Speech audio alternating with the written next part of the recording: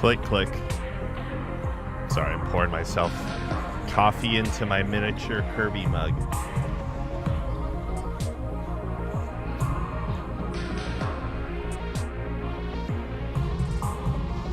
All right, let's make sure that's online. This is online. Everything should be good.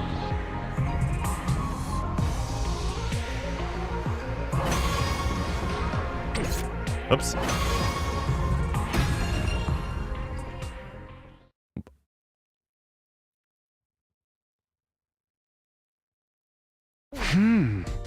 Oh, right. We're making the calico figure.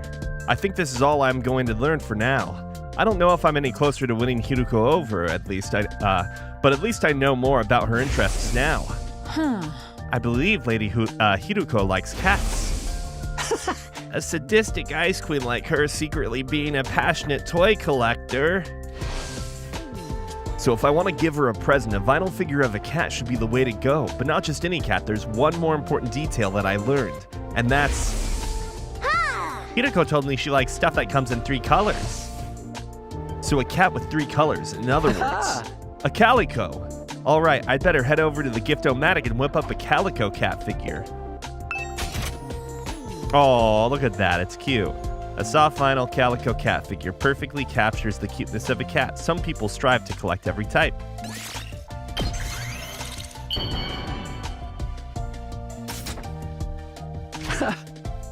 Oh, it's even cuter. Okay, it's done. Now I just have to give it to Hiruko.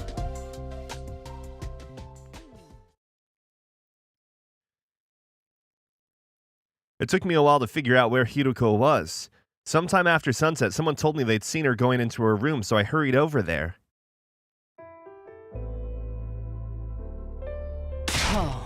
Talk to me. What are you doing in here? Haven't you heard of knocking? Whoops, sorry. I have something for you. Wait, so did she just leave her room unlocked and that's how she gets killed one of those nights? Like night 3 in the original timeline? Well, original to Takumi. What? I don't know if it's your kind of thing or not, but I handed the calico cat figure to Hiruko. I don't understand. It's a present for you. I thought you might like it. Hiruko stared at the little plastic figure. Tears filled her eyes. Wait, tears? I wasn't prepared for this. I didn't think she'd like it that much. It's not possible. What do you mean? You couldn't possibly have known. About what? Hiruko didn't reply, but slipped the cat figure into her pocket. Because this is from the other timeline when she asks for one, right? There was more going on here than I realized, but I'd gotten through to her. That much was clear. Pressing my advantage, I looked her in the eyes and asked again. Hiruko, please tell me the truth about you.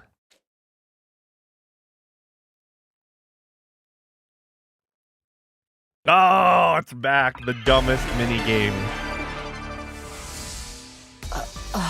What is this? You're just suddenly giving me a gift? Are you trying to buy me over with material goods?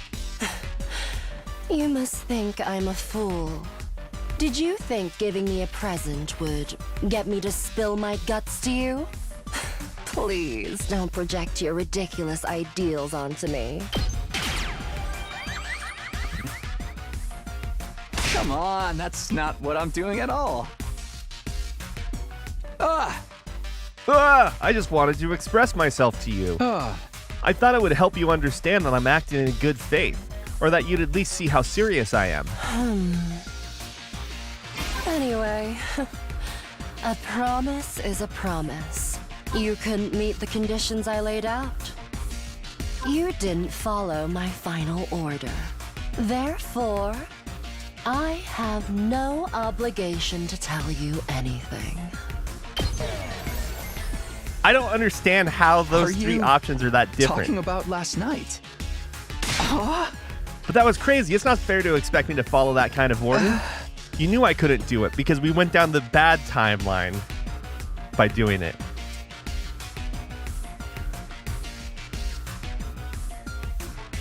Oh, yeah, it could be that this is the first timeline for her, right? Yes, I suppose that's true. I ventured to ask for the impossible. But you were the one who agreed to my terms. There's nothing you can do about it. Just give up. Well, it really doesn't matter. Seeing you right now doesn't inspire me to ask about it. Forget I said anything.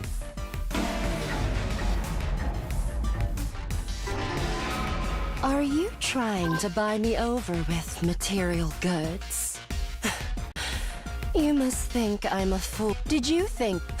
Please don't project your This, paltry trinket isn't...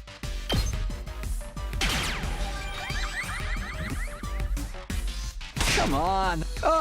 Anyway, I love, like, Takumi's a vocal promise things. is a promise. You couldn't meet the conditions I laid out.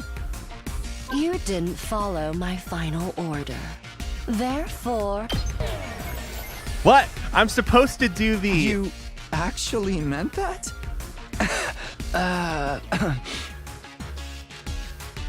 You really wanted me to do it?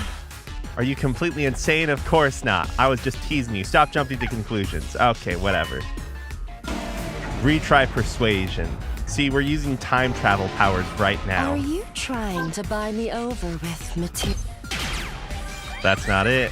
Okay, so we do learn one thing Come here. on, that's not what I'm doing at all. It doesn't seem like when you use the retort matters, because I've used that one 3 different places, and it gives me perfect each time. Anyway, a promise is a promise. But what are you talking about? I don't really follow what you're saying. Oh, then so be it. Oh, Although, well, there is something on my mind. what is it? What is that, huh? These 3 things all seem the same. Oh, okay. It was shut up, of course. That's the right answer there. Ugh.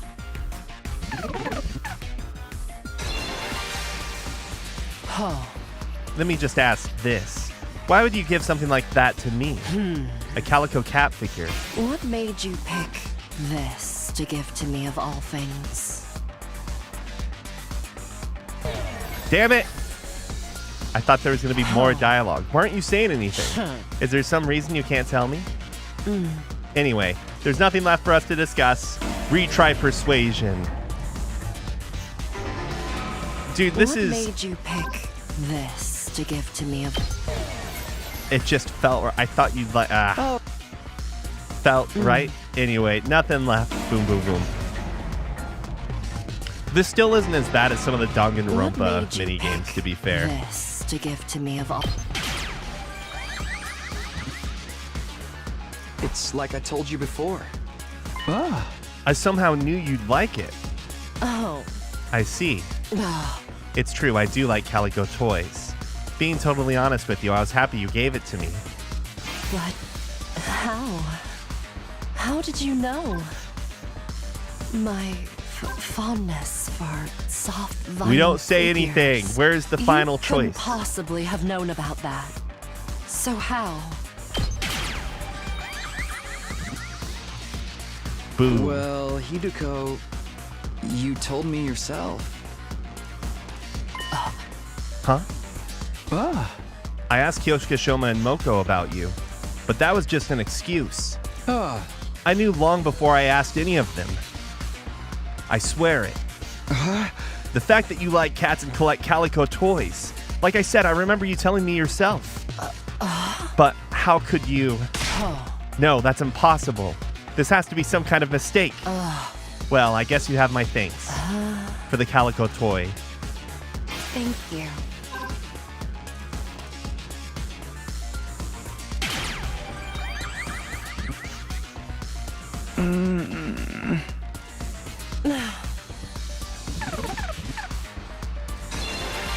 Is she the toughest person to persuade by far?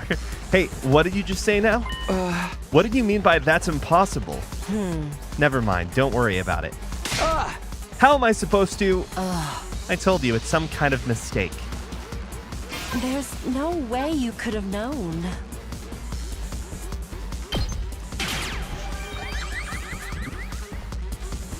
I do know. I know all too well. What is it you think you know exactly? All the pain and suffering you've been through.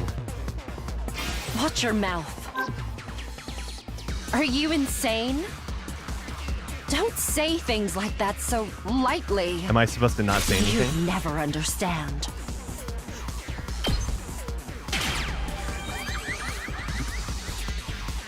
You've been hurting all on your own. This whole time, shouldering this burden alone. Isn't that right? Stop it.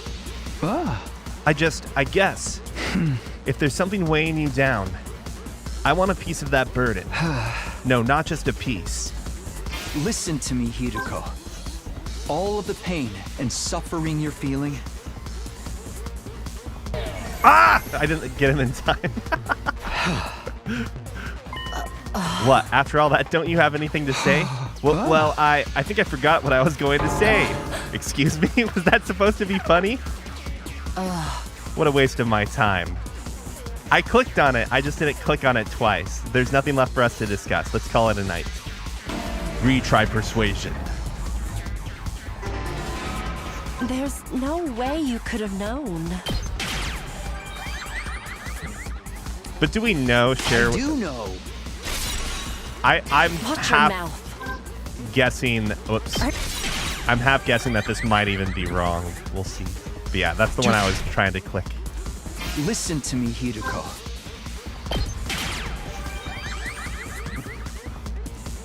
I'll share it with you.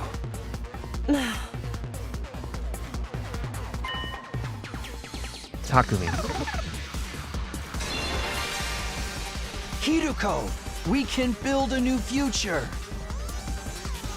One where nobody has to die. A future where we all make it to day 100 with a smile. Not just day 100, day 101, day 102, and every day after that too.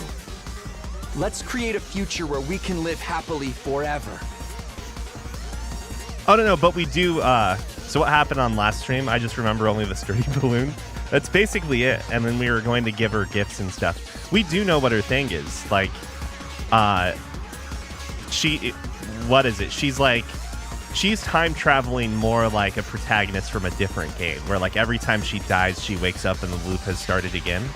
Whereas Takumi is the, like used magic to time travel back.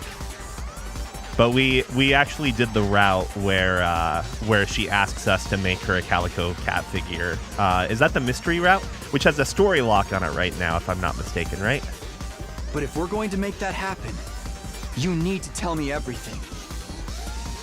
So please, tell me, Hiruko. So we can make the perfect future that we all deserve. Together.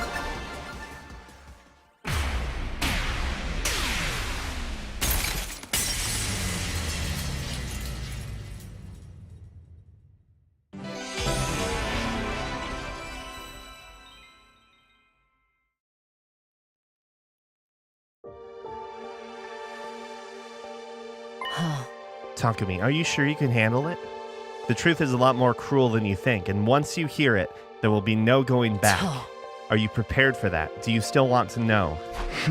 Yes, I'm sure. Oh? All right, I'll tell you. But promise me one thing first. Whatever you might learn, don't let it destroy you. I looked into her eyes again. Okay, I promise. First try. Hiruko seemed to accept my resolve. Then she abruptly left the room and led me outside. What are we doing out here? Oh. I wanted us to see the satellite.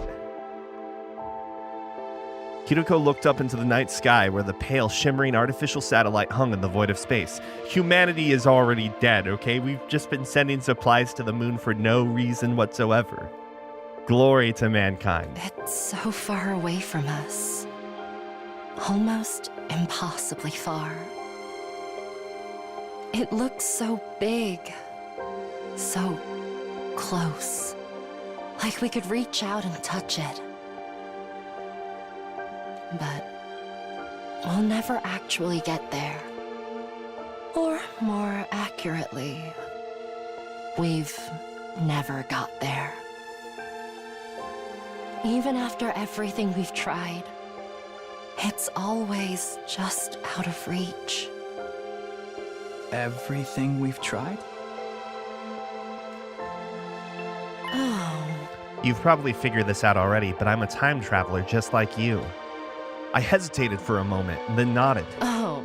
But this isn't a one-time only thing. I've lived through these 100 days countless times. Every time things play out a little differently and create all kinds of new problems, like super smartass syndrome.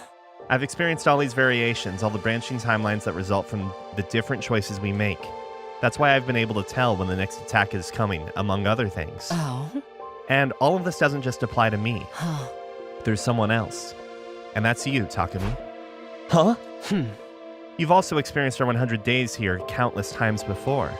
What was she talking about? I was so confused. I blurted out the first thing that came into my mind. That can't be right. This is only my second time here. No, it's not. You've been through this just as much as me, over and over again in an endless loop. Even now, this is only the most recent in a long series of 100-day cycles. You just can't remember the others. No, it can't be. Strictly speaking, neither of us are time travelers in the way you think we are. This isn't a matter of us leaping back in time. It's more that we're trapped in a time loop. That goes for me, and you too. You're the same as me, Takumi. You're not a time traveler. You're a time looper.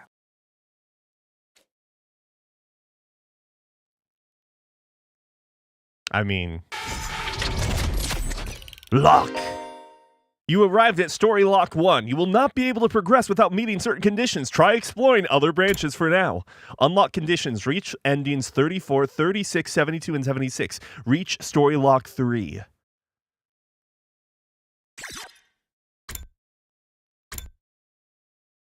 So we have conditions on this one. But what about... Damn it. Do we really have to do the killing game? Oh. I mean, yes. Hold on before we do that. Unlock conditions. Reach Story Lock 2. So. I'm going to make sure we've exhausted everything else in this route, right? Because this is the rom-com route. And yep, okay.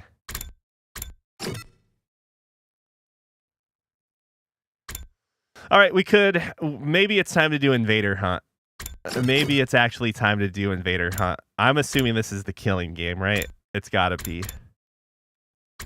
Well, okay, not necessarily, but I feel like keeping Eito alive and revealing our secret is gonna be what I would consider to be like a... I feel like this is the gotcha. Not gotcha as in the sense of gotcha games, but I feel like this is the haha, we got you choice. You reveal yourself to be a time traveler and things still screw up even though like you're doing your best by not killing Eito. Not being heartless. But yes. The Invader Hunt, since we're invaders, we're hunting each other. I think that's the purpose of the name Invader Hunt.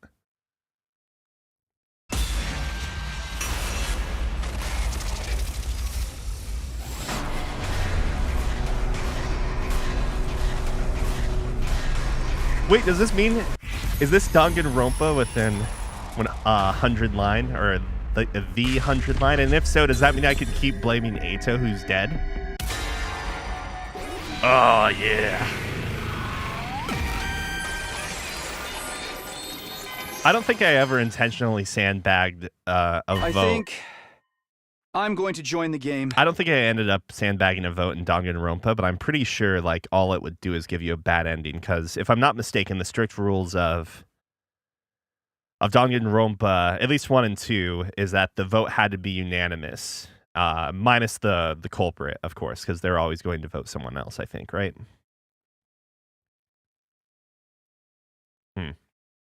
So if you voted anyone else, it would just be game over. Feeling determined, I voice my intention to participate. Will you all join me in this invader hunt? Oh, no. Have you lost your mind, Mr. Sumino? Participating in a shady game like this would make us just like Mr. Maruko, jumping into the fire and getting stabbed for it. We might end up getting slaughtered just like Gaku. Huh? I know it could be dangerous, but I think ignoring the invitation would be even more dangerous. We ought to accept despite the risk. Hey, Takumi, let's think about this rationally. Who knows what kind of monster is behind this? Anything could happen if we join some insane game like this, man. Hey! I more than understand the risks of participating, but I still want to know. I want to know who killed Gaku. I want to know who put us in this situation. I thought things would be different without Eito secretly manipulating us, but apparently I was wrong. Someone had destroyed Sirei and killed Gaku all in the space of one night. Wait a second. The Sirei dead depiction is the same just all the time, right? It's like every time we've seen Sirei dead, it's the same picture. Because I think in one timeline, Takumi kills Sirei, right? In the first timeline, it's Eito. But that doesn't incriminate Takumi in this route, right? So I think we're fine. All right.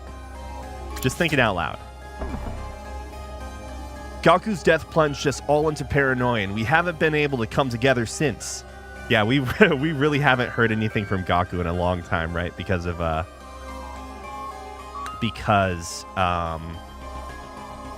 didn't really have many lines in the romance route, right? Who could possibly be doing this? Everyone, please, I'm begging you. Even if just this once, go along with me. Please, join the game with me. I bowed my head while shouting my pleas, trying to show them how serious I was. And hold on, this saying no is what gets us to the mystery, right? Just making sure. Yeah, mystery route. Okay.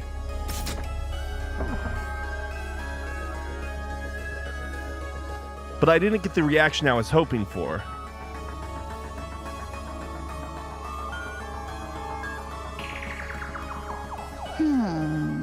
Sorry, Takumi, I can't. It smells like a trap to me.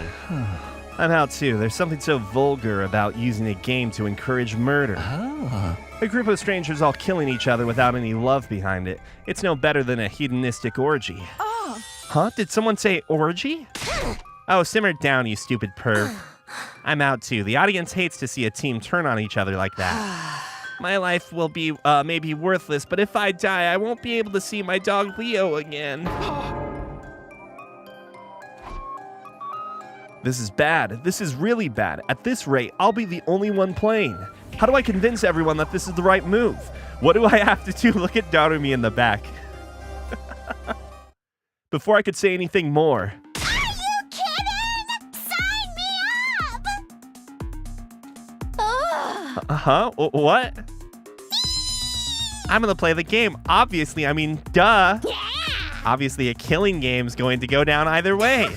Finally, the god of killing games has smiled on me and broken the chains binding me to this pitiful, tedious life. Anyway, that's why you're all gonna join. It's mandatory. Yeah, right. I'm not fucking doing this. We can't start killing each other. We're here to fight the invaders. Excuse me? If you guys keep acting like such wusses, I won't get my killing game. We need at least a double-digit player count, or it's not gonna happen, and I need it to happen. I've been waiting for this my whole life. I'm so sick of this lame tower defense game. I want us to kill each other. Do it. We're all gonna do it, right? Donami, vociferously. What is this? Hold on. I want to hear how this is pronounced. Vociferously urged everyone to play. Vociferously. But the more she insisted, the more it turned everyone off. What utter foolishness. I'm not entertaining this nonsense anymore. Disgusted, Kulala left the classroom. The others followed soon after. If you want to kill each other, do it by yourselves. I won't stand for this. Sister Dearest and I are going back to our rooms. I've always wanted to storm out in a dramatic huff like this. So cliche. In the end, the only ones left standing in the classroom were... Huh? What's wrong with him? Not playing like defies the laws of nature. Myself, Darumi, and Hiruko. Hiruko, are you going to play the game too? I'm shocked. I didn't think you'd have any interest in playing something like this. Don't misunderstand me. I have no interest at all in the game itself. I just want to make sure. Make sure. Hiruko fell silent, refusing to elaborate. She does tend to be secretive. Well then, the three of us will meet in the leisure lounge tonight. The message said anyone willing to participate should gather in the leisure lounge at 7 p.m.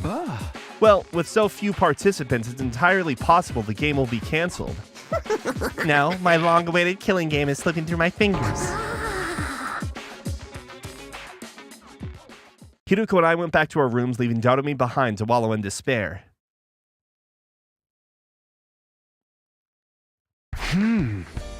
An invader hunt.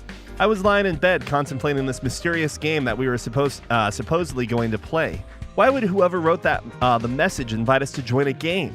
What kind of game did they have planned, or was the announcement itself a trap? I was racking my brain, unable to figure out any possible intention behind all of this until suddenly.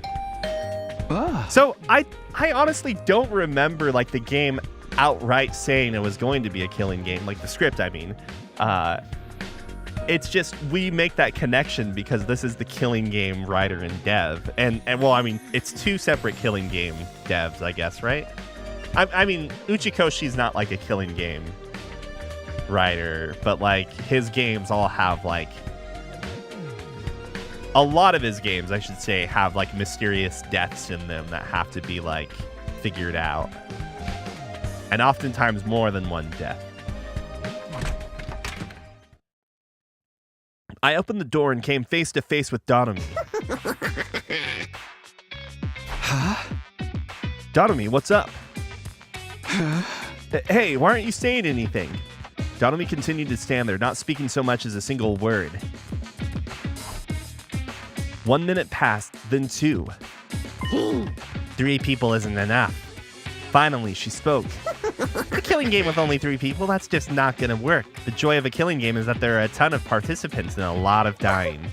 3 people do not a sacrifice make. I mean, forget Royale, that's not even enough of a battle to get excited about. Totally impossible, like way impossible, she was muttering to herself, but I more or less understood her point. So you're saying there's not enough people to hold a proper killing game? You've literally been saying that this whole time. I've literally been saying that. Really? I didn't notice. I got the feeling this announcement only exacerbated Darumi's emotional instability. Normies always do this. They're like so happy to do an athletic meet or a talent show or whatever, but if you suggest a killing game, they're like, ew, no way. That's probably because they don't want to die. At this rate, I'm not going to get my killing game. Can't have that. If it gets canceled, it's so over. Kyo ho ho. You have to help Takumi. Tell them how important this is and convince them to play. Are you kidding? There's no way they'd listen to me. Even just now, they barely paid any attention to what I had to say. It'll be fine. Just stand in their doorways and keep putting on that peer pressure. They'll cave eventually. You mean like what you're doing to me right now? I might be dumb and useless, but even I can handle staging a sit-in. I mean, I did stick around my parents' house for basically my entire life without ever running away, no matter how much my brother and my daddy yelled at me to leave. Though I guess that was mostly because I didn't have anywhere else to go. What do I even say to that? Okay, you'll be in charge of convincing Takemaru, Shoma, and the twins. Your job is to flip them to willing players before we're supposed to meet. You have to get them to play no matter what. Darumi stormed away without giving me a chance to object. Man, why is she so pushy? But now that she's asked, I can't just do nothing. I don't want the game to get canceled either, so I guess I should try and encourage everybody to join. I'm supposed to persuade Takemaru, Shoma, Ima, and Kako, huh? Of the 4, Takemaru seems the most likely to hear me out. He looks like a hard ass, but at his core, he's genuine and kind. He might be willing to listen if he sees that I feel strongly about this. Okay, the first one I'm going to try to convince is Takemaru. That settles it. Now to think of a way to get him to join. He's probably against it because he's wary of what might happen. His concerns are valid. The monster who slaughtered Gaku is behind this after all. I get why he'd want to avoid confrontation, but if we don't participate, we may never find out who's really behind all this. I can't let that happen. I want to catch whoever killed our friend no matter what it takes.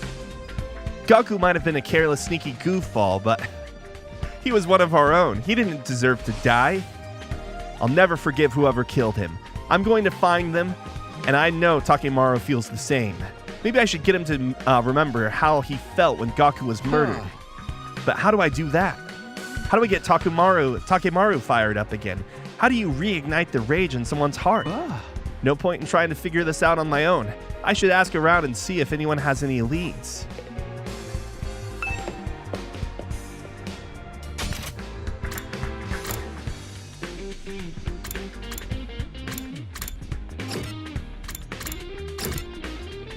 Hey, I'm trying to convince him of this thing that you guys don't want me to convince him of. Will you help me?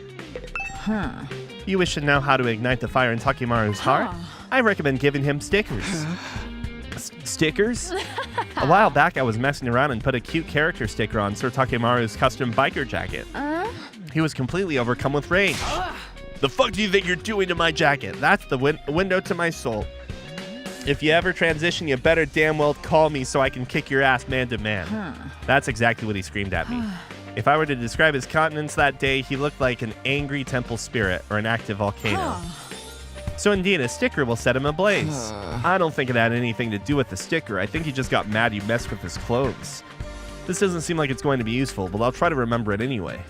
Takemaru is very serious about his biker outfit. Noted. How to get Takemaru fired up? Pro wrestling, obviously. When you're locked in tight and exchanging pure soul energy with another fighter, your heart will be on fire. Come and experience it for yourself, Takumi. I'll spar with you right now. Sorry, Monko, but now's not a good... Too much of a wuss to put your butt on the line and fight? Well, yeah. Man, I picked the wrong person to ask. Moving right along.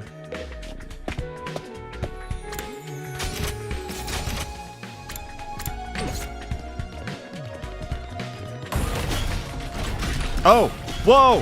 Whoa, look at the new addition they made to the game. It tells you what direction the person's in. Wow. Wow. Look, enough people complained and they made it happen.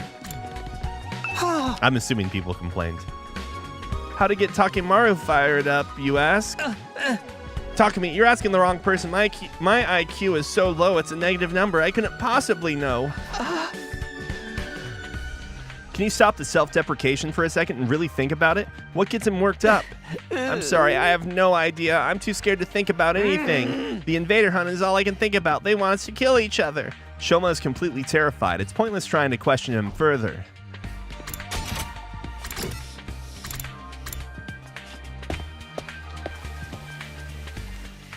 What day are we on? How long has it been since Gaku has died? Day 25.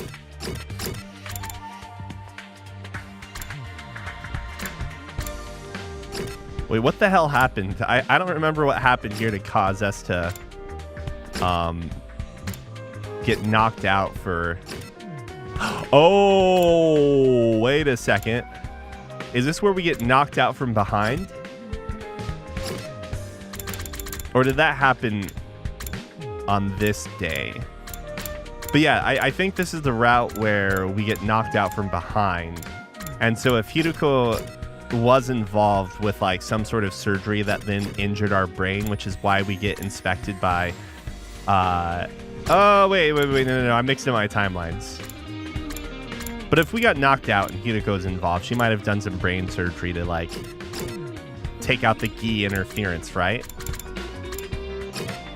Which is why she's making sure, quote unquote.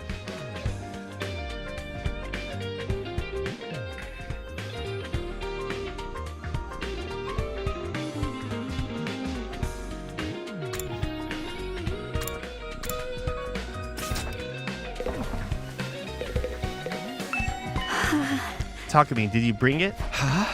Bring what? My mask. You promised me yesterday.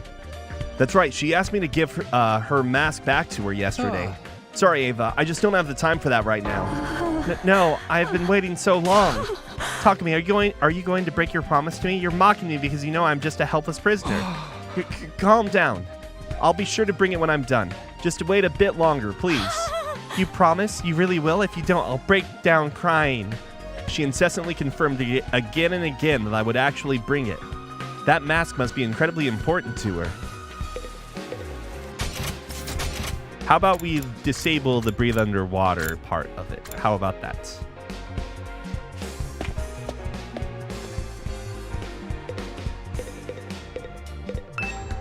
The moment I saw Gaku's body, I had an idea. This should work. I'm sorry, Gaku. I'm going to have to remove your sheet.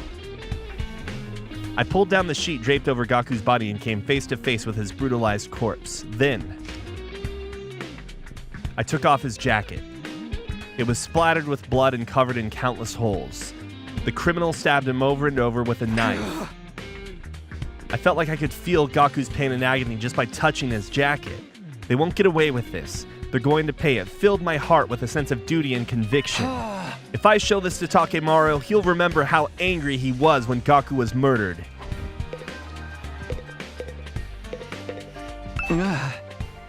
Yugamu, what are you doing here? I came to chat with that Eito Aotsuki guy. I'm terribly intrigued by him. Chat, he's a dead body. Corpses are surprisingly articulate. You can learn so much just by looking at them. I knew the moment I laid eyes on his body, he was a brilliant assassin in his own right.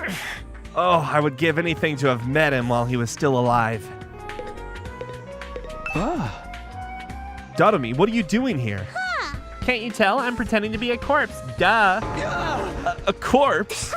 If we're going to play a killing game, then all of the useless nobodies like me are probably going to die first.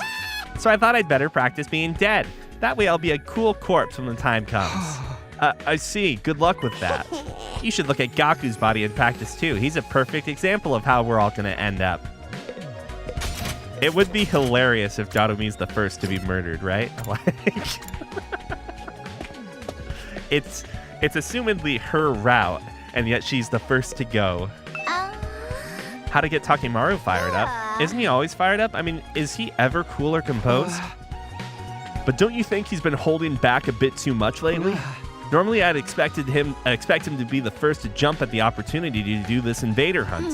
I mean, even Takemaru has to hold back sometimes. I mean, how many of his friends have died so far? Eito, Gaku, and even Sirei's just a heap of scrap now. What are Sirei's remains doing here? I'm connecting what's left of him to the PC in the war room to salvage whatever data I can. I figured if I can access his confidential information, I can learn how to fix the corpse recovery drones, and maybe I'll even be able to get some information on whoever destroyed him. So you're basically doing an autopsy. Yeah, I'm sure even Sirei regrets that this happened to him so suddenly, so I feel like I need to make his death mean something at the very least. I felt my chest clench as I stared at Sirei's remains. I'll never forgive whoever did this to him. They have to pay.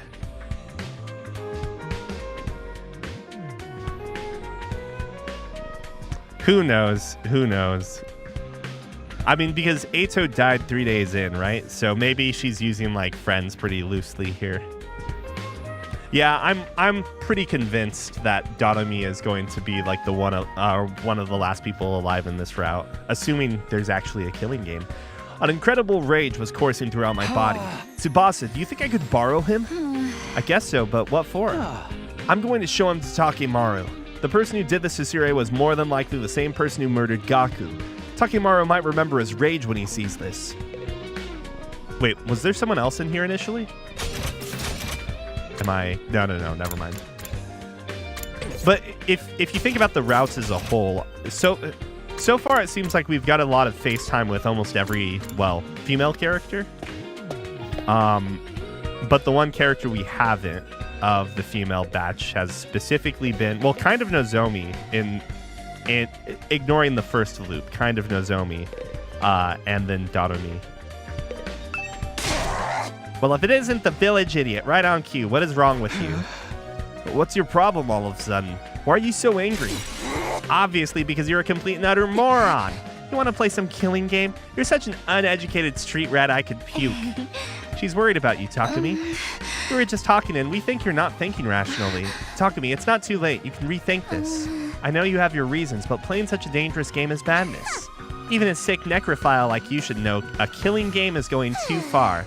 Try to rub your pauper brain cells together long enough to generate a spark and think about why you shouldn't value your freak fetishes over your own life. She was being unnecessarily cruel, but Kulala was worried about me in her own Kulala way. I appreciated the sentiment, but... Sorry, but I've made up my mind. I'd gladly accept the risks for a chance to confront Gaku's killer, and nothing would change my mind. Okay, these should be enough to convince him.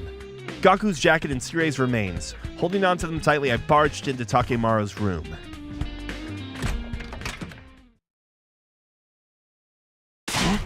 Whoa, Takumi, where's your manners? You can't just let yourself in.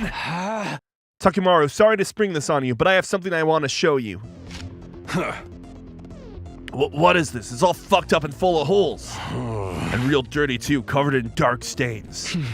That's Gaku's jacket. He was wearing it when he was killed. When he was killed?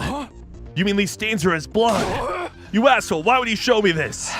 Yeah, I know, nobody wants to see this, but we can't hide from it. And it's got all these holes in it, you see? Because he was stabbed with a knife over and over brutally. That motherfucker stabbed him this many times. God damn it, Gaku must have been in so much pain. Takemaru's eyes were bloodshot as he stared at the holes in Gaku's clothes. He was shaking with fury. Here's where I get him once and for all. And this is what's left of Sirei. The person who did this was more than likely the same person who murdered Gaku. He might have been a machine, but I know he suffered. He was torn to shreds. Takumi, what the hell are you trying to do here? I know I owe you one, but I won't hesitate to fuck you up if you're just here to mess with the bodies of all our dead friends. No, that's not it. I just wanted to ask you. I looked Takemaru dead in the eye. It's very likely that whoever is inviting us to play this game is the same person who killed Sirei and Gaku. The killer who did this to our friends is throwing down a challenge. I moved closer to Takemaru. Takemaru, listen to me. Are you sure you want to run away from this game? If you back down now, you might never get another shot at catching whoever did this. I can't let him get away with this. I'm gonna kill him with my bare hands. But that ain't enough of a reason to play this game. If what happened to Gaku happens to all of us, then it's all pointless. Crap, he's still not angry enough. If I want to get Takemaru to join and he's still on the fence after all of this, I'm just going to have to make him even madder. These things are kind of dumb. The one with Hiruko, no. Killer get away with it. I will get payback. The one with Hiruko's, I think, was fine. Whatever this invader hunt shit is, it's obviously a trap. We got no clue what's waiting for us in the leisure lounge. Oh, shit. That's right. More responses will come in. Retry persuasion. Let's just get through this real quick. I won't let Gaku's... But this ain't... Whatever this we got no clue what's waiting for us in the leisure lounge. We can't just take up a challenge from a killer. Ah! I hit the button twice. Nothing. Oh, bow. I won't let... Whatever this we can't just take up... Oh, no, guess not. The biker jacket is for show, eh? I won't let Gaku's killer get away with it. But whatever this we got no... We can't just take up...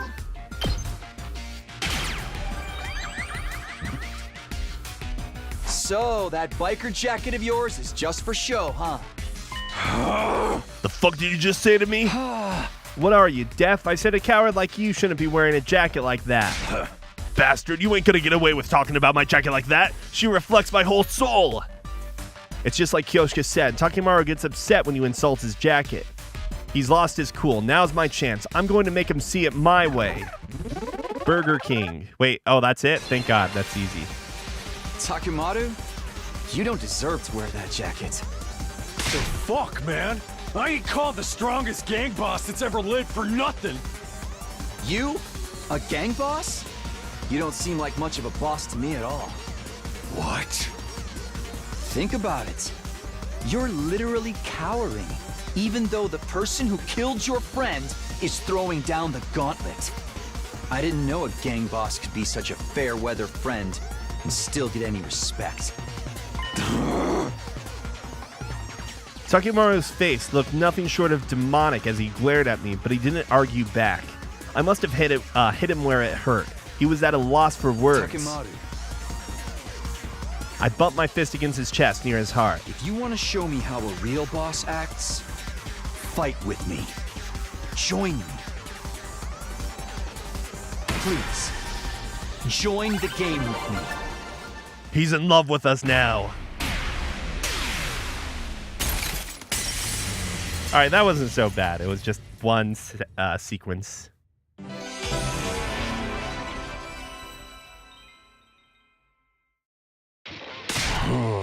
If you're gonna bust my balls like that, I guess I can't back down.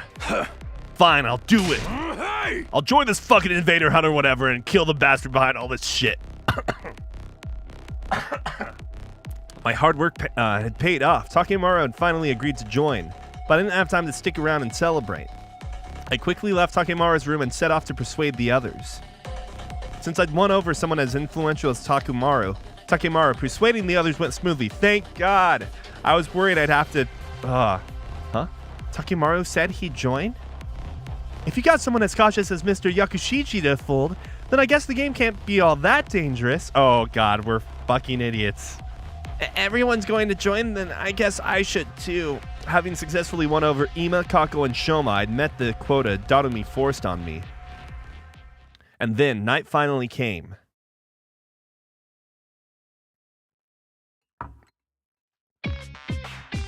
I arrived at the Leisure Lounge just before 7 p.m. and found that all of the other Special Defense Unit members were already there. We've got quite a group here. Did everyone decide to join the game? Honestly, I never wanted to come to, but Darumi rang my doorbell at least 10,000 times. She was so persistent, I just gave in. I was eating a snack in the cafeteria when suddenly Darumi snatched my Holy Jumonji sword. I pursued the scoundrel in an attempt to retrieve her, when suddenly I found that I'd been lured here. Oh, the Holy Jumonji sword is safe and sound, if you were concerned. You could say that this was a real steal. Ha ha ha ha. Kyoshika, give that blade of yours to me immediately. I'm going to snap it in half along with your entire spinal column. Why would you say something so frightening? Wait, what? Lady Kulala, you've come too? We were worried when you disappeared so suddenly, so we came here looking for you. Kyoshika, if you worry us like that again, I'll drop a heel right on the crown of your head to teach you a lesson. Oh, for the love of murder. Looks like we've all been tricked into coming here. Darumi seems to have used some pretty underhanded tricks to get everyone to come. What a score! Yeah. With this many people killing each other is going to be so much fun! All right, it's almost time for the game to start. Who's going to die first? Maybe me? I sure hope so. Everybody, please kill me. Oh, I made sure to bring all your infusers, too. We're all set for the great slaughter to begin. She's so prepared, it's scaring me.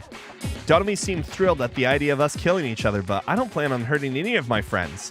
I'm not going to let anyone else die. That's why I wanted to do this. It's almost time. What kind of person do you think is running this game? I'm kind of excited to see who the bad guy is.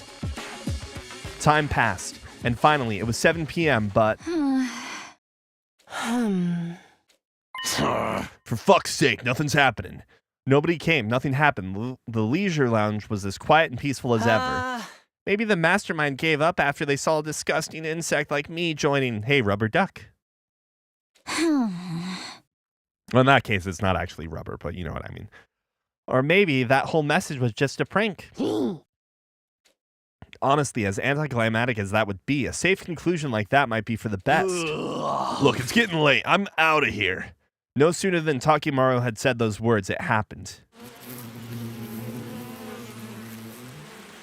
Suddenly, an ominous sound came from out of nowhere. What is that sound? It's awful. My ears hurt. The hell? Is someone revving a bike engine?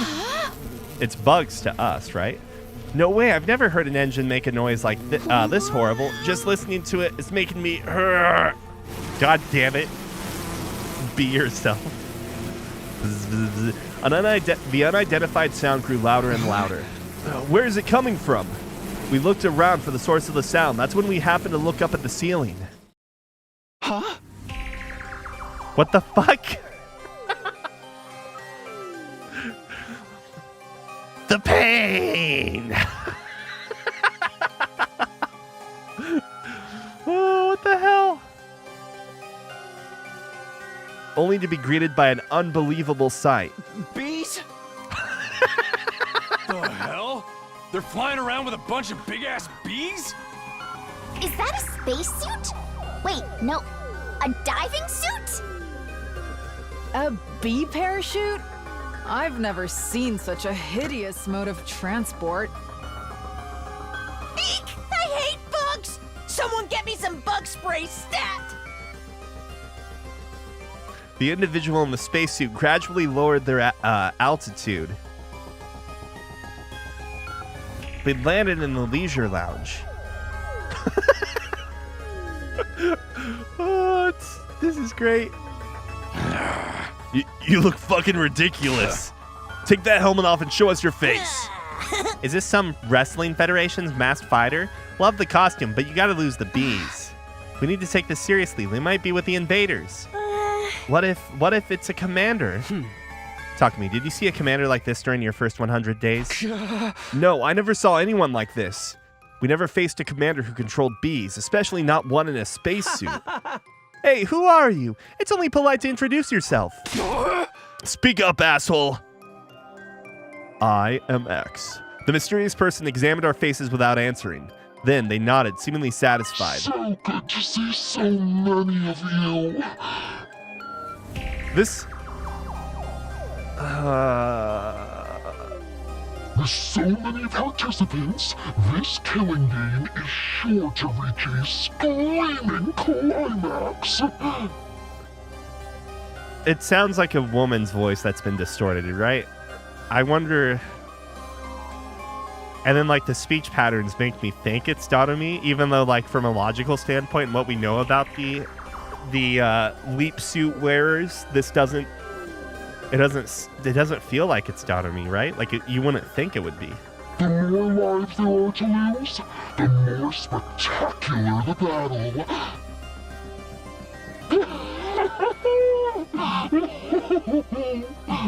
Dotomi doesn't go bwahaha, though. Or maybe she does, I don't know. Like, in text form, it's kyohoho.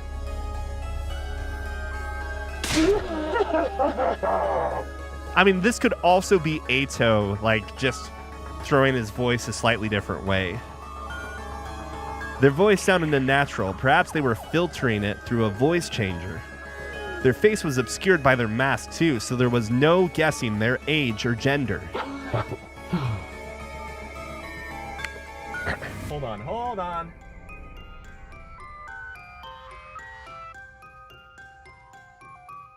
Well done for wait, hold on. Does this sound even close? Well, okay, yeah, whatever. Well done for deciding to join my game, Special Defense Unit Maggots. I commend your small act of bravery. They commended us. Kyoshka, they're definitely being sarcastic. You're trying to provoke us. We're so terribly honored, but who exactly are you? What are you doing at this school? I'm here to play my game with you, of course. I'm the sponsor of the Invader Hunt. You may call me Sponsor. Treat the title with the respect it deserves. Sponsor, so this is the person who invited us to play this game, which means... Time is precious. I wish to start the game quickly. First, we'll hold the opening ceremony. Let me ask you one thing first. I yelled over the sponsor, interrupting them mid-sentence. Huh? Are you the one who murdered our friend Gaku Maruko? A strange threat was written on the blackboard the day before Gaku's murder. It perfectly matches this this order of events. Hey, thank you very much for the raid, Geese. Like, how you doing, man? In other words, it was only natural to assume this was the person behind Gaku's death. Does it really matter who I have or haven't killed? After all, every last one of you will die in this game. Don't dodge the question. I'm asking if you killed Gaku. Yes or no? Yes and no. There's no other way for me to answer. I told you not to dodge the... Takumi, read the room. A sharp voice pierced my eardrums and caused me to cover my ears. Dorumi, I've been waiting for this day my entire life. I prayed to the god of killing games every night. Begged to be released from the pointlessness of my life. Begged for me, my parents, my brothers, my teachers to all die in gratuitous, gory style. My dream is finally about to come true. I'm going to get the killing game I've always wanted. Don't ruin this for me. Don't you dare ruin my dream. I was taken aback by the desperation in her voice. Are you a strange one? Are you that excited for my game? Like you don't even know. Tell me all the messed up rules we have to follow. It motivates me to hear you have such high expectations. Then allow me to explain the rules. No, thank you. Not interested. Kulala interrupted and stepped forward. I have no intention of playing your game. I refuse to even recognize it. You want us to kill each other. I'd never approve of such a vile game. Don't be so rash, Tomato Head. That vileness is what will make this game interesting. You might enjoy it more than you expect if you just give it a try. It's not often you get the opportunity to unleash your primal urges and kill your fellow man. I told you, I'm not playing. I'm the scion of the Suzuki family, the pinnacle of all Suzukis. It's fine for me to trample on the ignorant masses from up on high, but there's no way in hell I'm allowing someone to try and kill me as if we're equals. So you refuse to participate? That goes for at least half of us. There's only the few mental patients here that want to play your deranged game. Takumi, she just called you a mental patient. She means you too. All who refuse to join the game will be eliminated. I believe I made that very clear. I believe you did. Kulala glanced down for just a moment. So go ahead and try. All of a sudden, she was ready to fight. Pull your filthy eyeballs out of your socket and watch closely. Behold the Osuzuki family boxing technique. Oh no, she's going to be the one that gets killed off first. I'm going to beat you in your ugly costume until you're so swollen you'll look like you stuck your head in your stupid bee's hive. Kulala assumed a boxing stance and steadily approached the sponsor. Wait, Kulala, don't try to fight them alone. I can handle this by myself. I don't sense any fighting spirit in this pathetic worm. They have the quintessential pauper aura. All talk and no action. One punch will do it. Ignoring our warnings, Kulala continued to close the distance between the sponsor and herself. Hope you like the taste of Noble Fist. Kulala was about to unleash her deadly uppercut when it happened. Kulala! The bees that had been hovering near the ceiling descended with a terrible cacophony of beating wings. And then...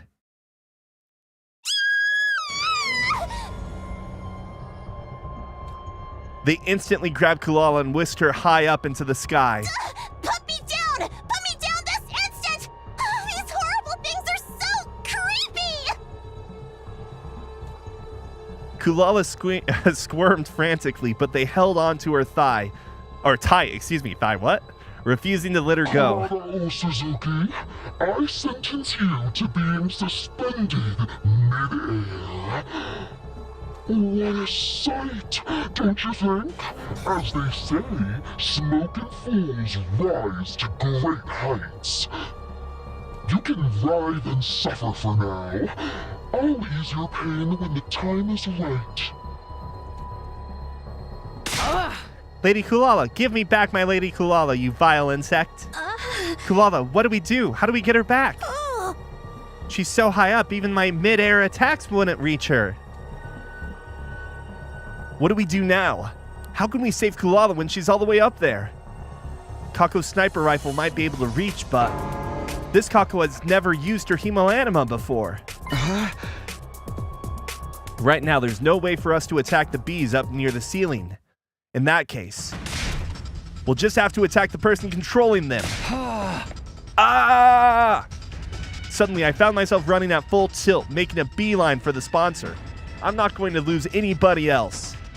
I let that determination take away my fear and carry me forward. I plunged my infuser into my chest as I ran. Give back. Kurata!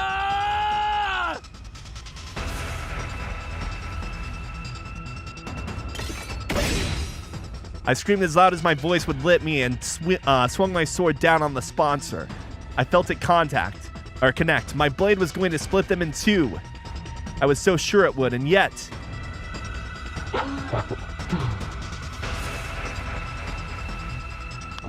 That tickles. Is that all you've got, Takumi Sumino? How? The sponsor was completely unharmed. It's simple. Your power isn't enough to inflict even the slightest scratch on me. No, this has to be some sort of mistake. This has to be some kind of cheap trick. Then try again. I won't stop you. You've got some balls, bee fucker. Let's see how long you can keep this tough guy act, huh? I'm joining the fray, Takumi. Combine our power level is like 2 million. We can get them, guys. We need to save Kulala as soon as possible. Everybody. Even if we can't take the sponsor on alone, we can if we all attack together. Brace yourself, asshole. Our breaths synchronizing. We all leapt at the sponsor. Take that! You blackguard! You're finished!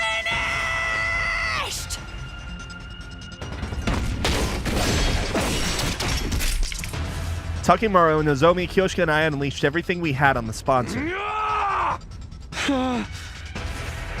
We punched, we kicked, we sliced, we pummeled, we tried every attack possible. We used every last ounce of our strength until we had no energy or hemoanima to spare. However... It tickles.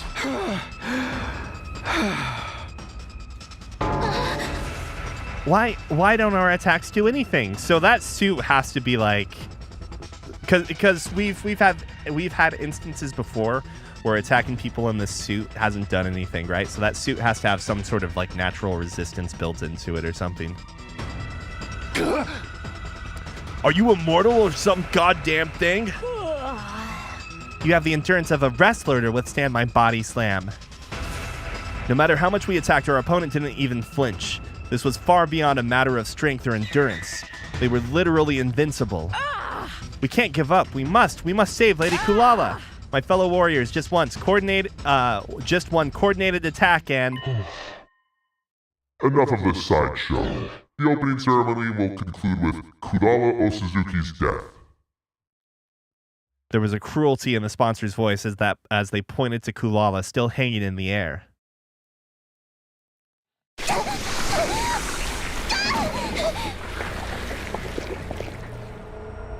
Please, help!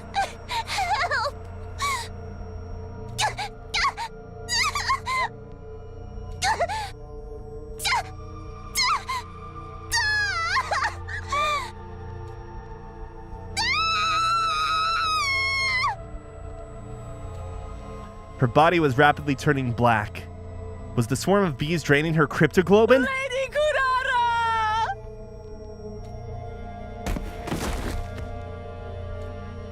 Once they'd sucked everything out of Kulala, the bees dropped her dried up husk on the floor. No, Kulala! No, this can't be happening. Lady Kulala can't be dead. Don't give up yet. Let's take her to the Revivomatic. Nozomi, Moko, and Kyoshika lifted up Kulala's corpse and left the leisure lounge, but... How pointless. How can a body be revived if there isn't a drop of cryptoglobin left in it?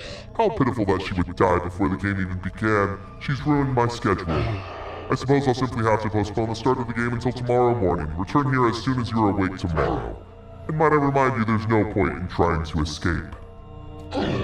You know now what happens if you refuse to play. There was nothing we could say. We'd be killed instantly if we tried to resist. Never had any message come through so clearly. Bummer, Kulala got the opening death scene. Must be nice. She died with so much drama, but it should have happened to me. Well, whatever. The game starts tomorrow, so I'll have plenty of chances to have a nice, gory demise. I wonder how everyone else is gonna die. Who's gonna kill me? There's like so much to look forward to. Wait, hold on.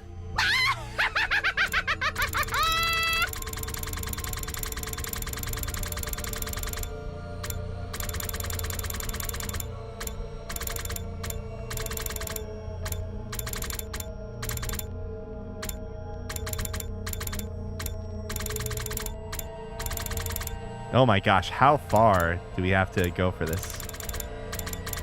Did I pass a laugh? I don't think I had yet. No, not yet.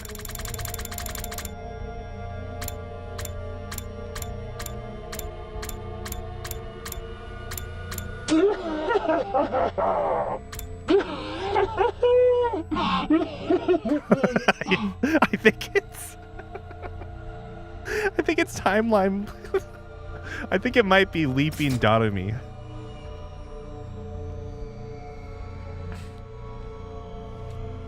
Dotomy's eerie yet strangely innocent cackle rang across the silent leisure lounge.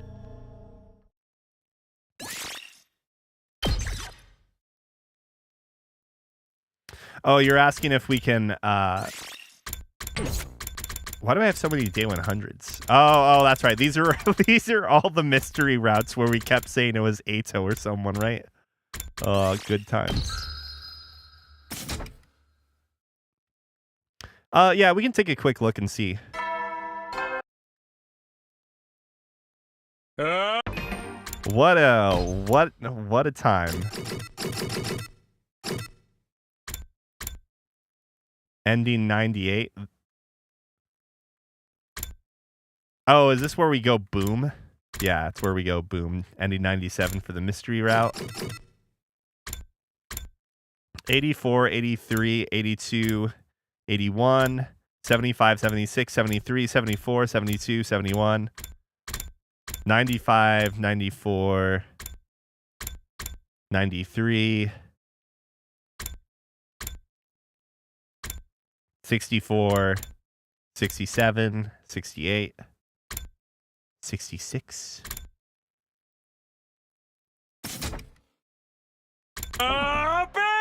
Get ready. Prepare. Be ready to...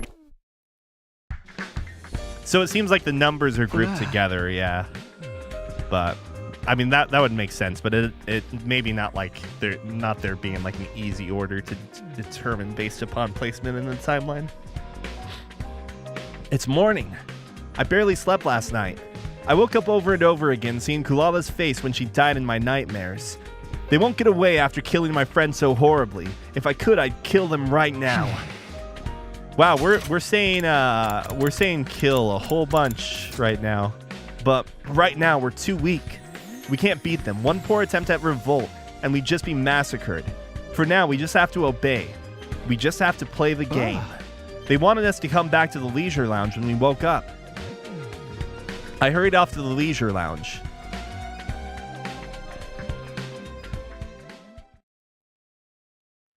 On my way to the leisure lounge, I came across Nozomi and Moko in the hall. Nozomi, are you okay? You're so pale. I couldn't sleep last night. I just can't believe it. Kulala, she's gone. Kulala, I didn't know what to say. What could I do for her after she lost a close friend? We buried her. Make sure you say goodbye to her later, okay, Takumi? Yeah, I promise I will. We're not going to get away with killing... they're not going to get away with killing Kulala. I'll do whatever it takes to get to avenge her. But now's not the time. They're a bit too strong for us right now. So we're all going to play this game for a little while and wait for our chance. For now, we just have to push all this grief down and grit our teeth. Knowing how to bide your time is an important part of fighting. Nozomi was barely able to hold steady on her own 2 feet. Moko looked after her as they walked to the leisure lounge. I made a vow to myself as I watched Nozomi walk away. No matter how this game turns out, I'll protect Nozomi to the end. No, not just Nozomi. I won't let anyone else die. Because I came back here to protect them and grab hold of a future where we can find happiness. We've already failed, friend.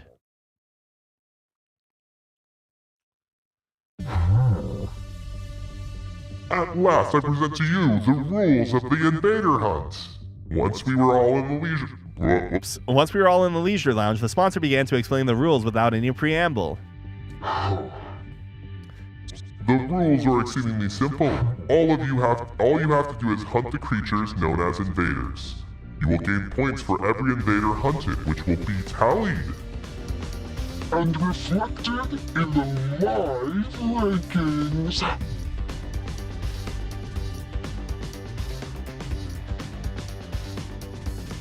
The names of everyone in the room were shown on a screen being held up by 2 bees. One round lasts 10 days. The person ranked last at midnight on the 10th day will be executed. Their cryptoglobin drained by my bees. Executed? Kulala's death was proof that this was no bluff. Wait! Wait, the power went out up there? You sure it's not just the, Okay, one sec. I'll be right back, guys.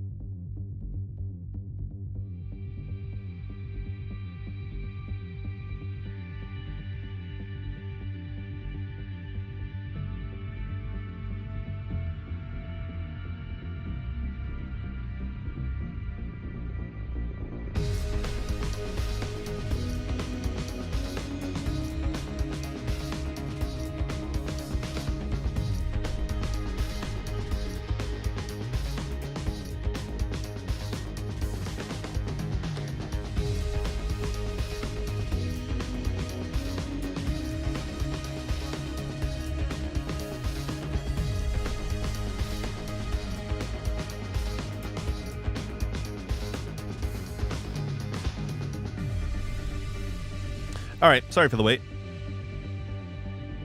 Life is good now, so let's get back to it. Kulala's death was proof that this was no bluff. They could easily kill us all. In short, we need to try and kill as many invaders as possible. I'm glad we don't have to actually kill each other or anything. I mean, not glad, but if we're just hunting invaders, then we just keep fighting defensive battles, right? That's the same shit we were doing anyway. Not at all. What you were doing were merely defending your base. Hunting and defending are entirely different. To hunt, you must go out. The playing field is the space outside of the school. You will not receive points for any invaders killed at the school, no matter how many. We can't get points anywhere in the area shaded red. That's anywhere within school grounds. That means if we want points, we'll have to go hunt down invaders wandering outside. So we're being forced to fight outside of the ring then. It's too much for a shut-in like me to be forced outside like this. But what happens if the invaders attack the school while we're all out there? If a commander strikes when the place is empty, it's the end of the line. All you need to do is engage them before they infiltrate the school grounds. They say that a good offense is the best defense, after all. Then we can't stray too far from the school. This will probably be really informative on the daily lives of invaders. That sounds like a play on the secret daily lives of high school boys. If we're not careful about how many battles we fight out there, we'll end up disqualified for going out of the ring. So we need to hunt in a place where we can quickly return to the school if something happens. But how are you going to track how many invaders we hunt down out there? You're not counting on an honor system, right? Someone would definitely end up lying about their numbers. These bees will count your points. Whenever you kill invaders, they will count the points and report them to me. In other words, these bees will be monitoring our actions. Oh, whoops. In other words, these bees will be monitoring our actions while we're playing this game. Guess running away isn't going to be an option. And last but not least, the most important rule of all. You are strictly forbidden from causing me harm while the game is underway. Anyone who defies me will immediately become food for my bees. Try not to lose your cool. A rather tyrannical, one-sided rule, isn't it? Does this mean we can't resist even if you use violence against us? Don't worry, I will not lay a finger on any of you. The game will immediately cease if the sponsor harms a participant without just cause. In other words, they won't hurt us so long as we do what they say.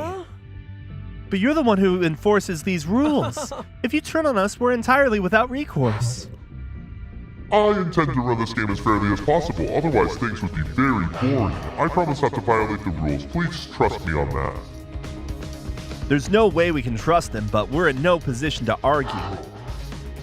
Now then, that concludes the explanation of the rules. There are plenty of other hidden rules, but I'm not so inclined as to give them all away at this juncture. Come up with strategies on your own. Doing is learning. The sponsor looked at all of us and shouted, Special Defense Unit Maggots, participants of my game, assume your new roles as proud hunters and claim as many invaders as you can. The invader hunt has hereby officially begun. Without so much as a moment to prepare, the game was on. But I wasn't sure if I was supposed to handle our newly assigned. I wasn't sure how I was supposed to handle our newly assigned task. I decided to go back to my room and prepare to leave school grounds. The Invader Hunt is a point-based hunting game. I decided to review the rules of the game. The rules themselves were simple. All we really had to do was hunt invaders. However, the game field was outside school grounds. Even if we killed an invader, if it happened in a school facility or in the schoolyard, it wouldn't count. Basically, no matter what we do in a defensive battle, it wouldn't be worth any points. If we wanted points, we had to go out exploring and hunt down any invaders we come across. But it's way too dangerous to constantly be fighting out there. If we died outside school grounds, the drones wouldn't collect our bodies and the Revival-matic wouldn't revive us. Death would truly be final.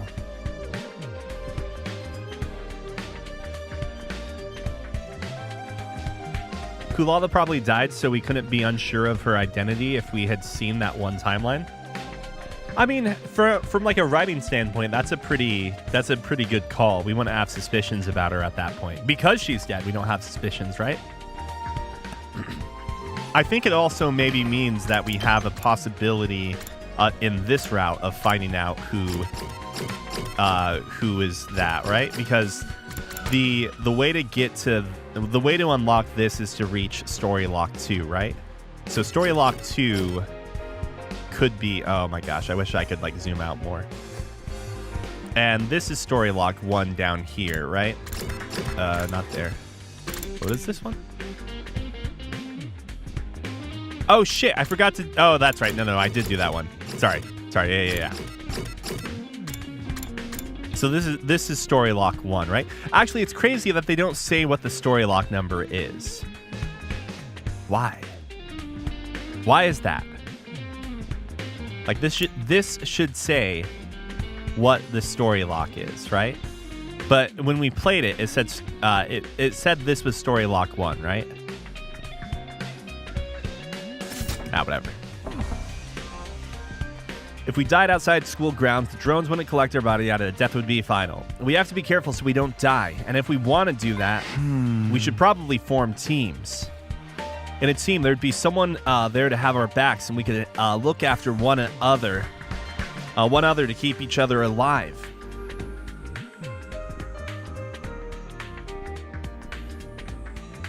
I know it's probably due to the convenience of being a character with a mask, but it seems like if X is directly involved, Kulala will be too. But do we know if the sponsor is X, right? Like, I don't know. I don't know. We need comrades if we want to survive. Okay, before I go out, I should find someone to partner up with. I decided to go talk to everyone to see if anyone would want to team up with me. For some reason, when I went out onto the roof, everyone was already there. Excuse me. There was no sign of Donomi and Hiruko, but almost everyone else was there. Takumi. Oh, everyone, great timing. I just figured out a way we can survive this game. Do you mind if we talk? Everyone rushed over to me, and I explained the necessity of forming teams. So I think we should at least be in pairs. Trying to do the solo will just end in game over the moment you take a lethal hit. Yeah, we were just saying the same thing. Then we should work in teams, I mean. We were actually just deciding the teams. In short, we're right in the middle of a draft meeting. Kako pulled out a piece of paper with the members of each team written on it. The first team is us boys and Sister Dearest. And the second team is all of the girls. We might end up spending a lot of time together from now on, so we thought grouping up by gender would make sense. What we're worried about is Yugamu, who's nowhere to be found. He's a boy, but it's entirely possible he'd like to stick with Miss Kirifuji and Miss Magadori, as he's done up to this point. But if we put Yugamu in Team 2, then we should put Hiruko in Team 1. Miss Shizuhara is very strong, so we were discussing giving preferential negotiating rights to the weaker team. Preferential negotiating rights? This really is like a sports draft. By the way, what team do you want me in? It would make sense if I was in the male-centric team, but you have to play alone. Nobody wants you because we all think you're a murderer, Takumi. What? I was so shocked that my voice withered away mid-exclamation. Why? Why am I the only one being left out? Don't tell me you guys are still suspicious of me. I thought we cleared things up about Gaku. I didn't kill him. It was the sponsor. Isn't that obvious? No, we're all on the same page there. They're definitely the one who killed Mr. Maruko. They destroyed Sirei too. They're behind everything. Then why? Mr. Sumino, have you forgotten? You killed Mr. Aotsuki. Sure, but why bring that up again? He was a traitor. He had to go. Even if I grant you that, he was still one of us. If you had a comrade who could kill another comrade without batting an eye, would you want to team up with them in a killing game? No way, you've got to be kidding. But... And whenever you do anything, someone invariably ends up dead. I mean, for this path, yeah, true. You're cursed. Do us all a favor and get out of here. You're more than cursed. You're the Grim Reaper. It's ironic because Ato straight up had a scythe. The Grim Reaper, it stung, but I couldn't argue. It was true that I was the common denominator in all of the deaths so far. I came back to the past and immediately killed Ato. And because I ignored the message on the blackboard on day 4, Gaku was killed the next day. And 2 days ago, I decided to join the game and encourage everyone to join with me. And because of that, Kulala died so brutally. If you hadn't convinced us to join this game, Lady Kulala would still be with us. It's all your fault, all of it. Give her back. Give Lady Kulala back to me. The blood of Lady Kurata is on your hands! Kyoshka drew closer to me, letting out a pained cry. I couldn't bring myself to meet her eyes, which were now red and swollen from crying. Kyoshka, no! Moko put herself between us and embraced Kyoshka. Blaming Takumi won't bring her back. It'll just make it hurt even more. But... Knowing how to swallow your sorrow is part of fighting. We need to be stronger right now. I'm sorry, Takumi. Kyoshka understands, I swear. She knows it's not your fault Kulala died. But she has no outlet for her grief, so she's just taking it out on you. I was so shocked that I couldn't utter a single word. I had no idea everyone had so much contempt for me. All I ever wanted to do was make everyone happy. That was why I came back. Where did it all go wrong? I swear, Lady Luck or Fortune or whatever the hell she's called turned against you the moment you offed Ato. This whole slew of shit speaks for itself. Not even I can help you out here. Sorry, but you're on your own. Sorry, Takumi. Everyone left one after the other, leaving me all alone on the rooftop. I felt total despair. This was my first time being so obviously and intentionally isolated. I mean, not actually, but for this Takumi, yes.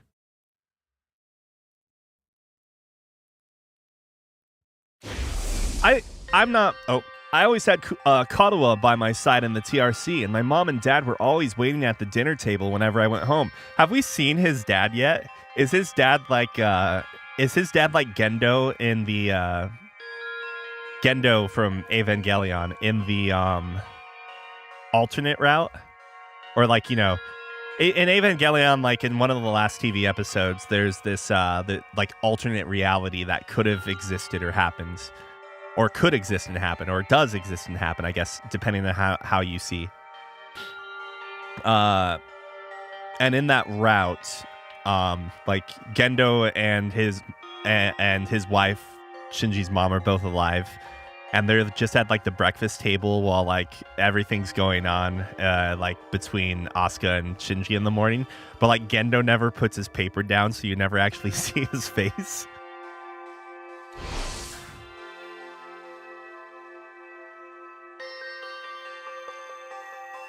Who knows? Maybe the dad is involved. Who knows? But now, here I was, all alone. I really hope that's not the case, because we haven't heard anything about the dad at this point, right? Even if the mom were somehow involved, it would feel kind of cheap, because, like, there's been zero involvement. Not even a single, like, foreshadowing. If there's turns out to be something sinister or crazy with Kaluwa and or Nozomi, like, it would at least feel like, okay, there's enough exposure and enough reason for us to be kind of like, oh, I don't know how I feel about the situation, that it would feel good, right? But it'd just be like throwing in, it would be exactly like a certain game that everyone says is like an amazingly written game about a police officer who's on a drunken bender that I'm not naming because, you know, I don't want to give it away. But anyways. But now, here I was, all alone. I would have to face this game of death all by myself. Nobody would ever want to team up with the Grim Reaper. But then I thought of something. That's right, Hiruko. I saw Hiruko in my mind's eye. On day 5, she took me to second to last Defense Academy. I said we needed to bring in a second team to increase our combat power. I can never really tell what she's thinking, but she's a surprisingly caring person. She might be willing to work with me on this. Maybe I should ask Hiruko if she'll team up with me.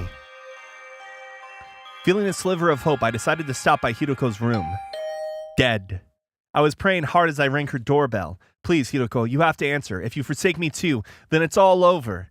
Maybe my prayers were answered because... Takumi, what do you need at this hour?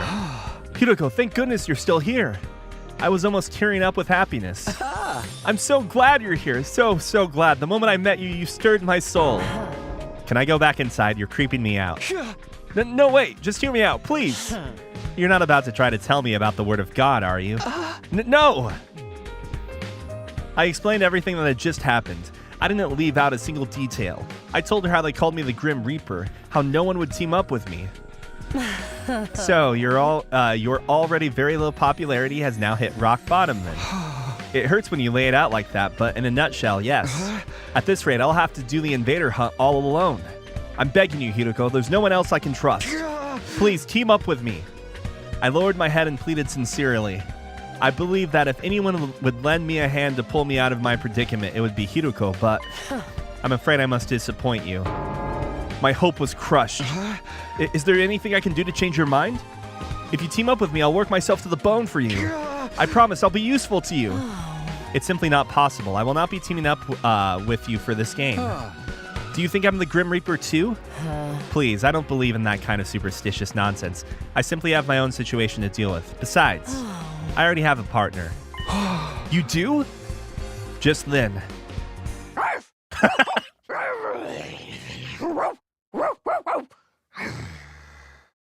Get lost, Takumi. Mistress Hiroko is all mine.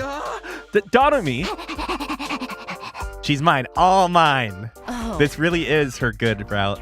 Stupid puppy. I told you not to come out. Go back inside your doghouse like a good girl. Don't be mad at me, Mistress Hiroko. What's going on? Why is Daughter-me barking? You know how this one's been an overexcited nuisance since the killing game was announced, right? So I turned her into my dog. I don't understand in the slightest. Basically, I used strength to make her submit, and it broke her a little. Come to think of it, Daughter-me had been unusually quiet during the announcement of the rules. I guess she was already a dog at that point. I have a responsibility to her as her owner, so I'll be playing the game with her. Go away, no boys allowed in the Yuri zone. She's all mine! I instinctively fled after being ferociously barked at by Daughter-me. I guess I'm on my own then. I felt strangely refreshed after being so cleanly rejected. Fine, I'll play by myself. I'll hunt down the invaders on my own and survive all on my own too. Half sulking, I headed for the entrance hall. So, what I'm curious about is... God damn it. I have to start doing the voice thing again. What I'm curious about is... I doubt Hiroko would just turn away Takumi for no reason, so there has to be some role that she needs to play or do that Takumi isn't aware of. There's also the possibility that she still thinks that Takumi might have the gi inside, right? There was someone unexpected waiting for me when I arrived at the entrance hall. How pitiful that you must go all alone. Are you going to hunt or be hunted? Huh? Were you waiting here so you could laugh at me? No, I merely came to give you some information. I failed to mention it earlier, but I have added more fire extinguishers. Now you may go outside at any time. You should all hunt whenever it pleases you. They're pretty prepared. How long have they been planning this? Now then, go out there and hunt. Even the arm slight raises, like, you know, how the arms are right at rest, and then they go out slightly. That's a Daughter-me thing, right? Until the game gives me, like, evidence of something else, I half expect Daughter-me to have somehow figured out about the timeline leaping. And now she has fucking played us into this mastermind manipulation. Why is she... I don't know. Let's ignore the bees. Who knows about the freaking bees at this point? The sponsor has the fire extinguishers most likely from the lab where the suits are also found. And let's be fair, if they needed to get more fire extinguishers, they could just jump to different timelines and take the extra fire extinguishers from those labs and then jump to this timeline with a bunch of extinguishers. Because like half of the timelines, I don't think we even get to the lab. I mean, like in the original timeline, for instance, when Hideko dies on day 3, like assuredly, that timeline is a good example where no one goes to the lab. So you could just take those extinguishers without any problem, right? Not that they're going to be worried about, you know, fucking over another timeline with extinguishers being missing, I guess.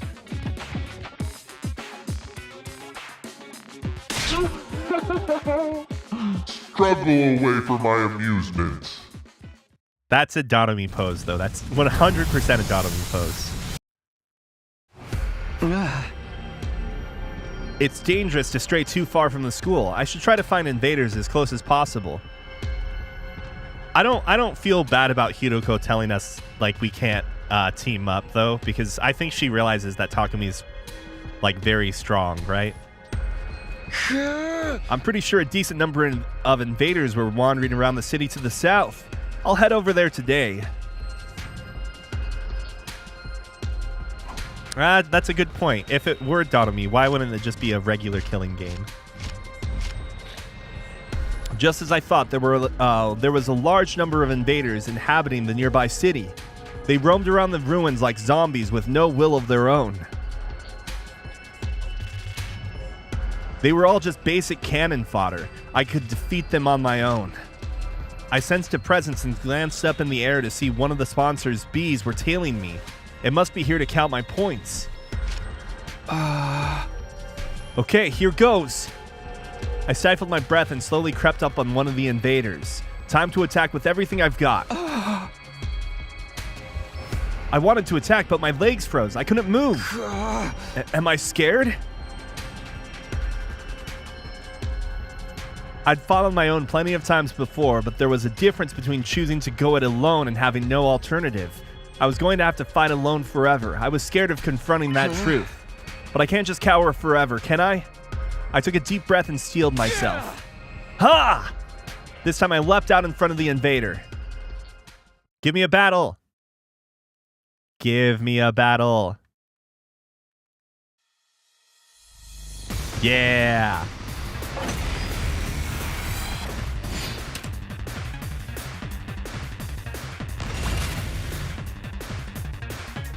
Let's do this!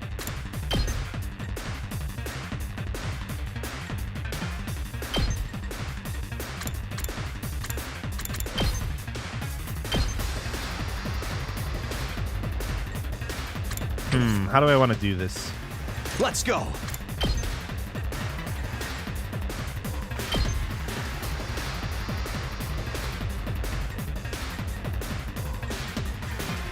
Yeah! Oops, I didn't mean to Say do that. when. Whatever, it's fine.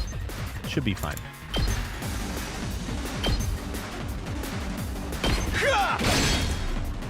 Let's go! Here! All right, my turn! That's it! Let's do this! Yeah! Got it! Let's go!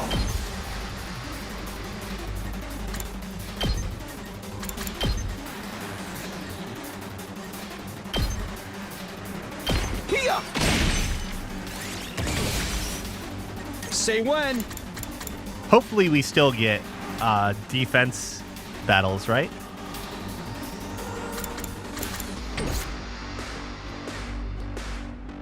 All right, out of range there. That's Ready when fine. you are. Let's do this. Let's go into Counter-Strike. Gotta push it. The most we could lose, we're not going to lose that much, is 4. But yeah, we're not going to lose that much.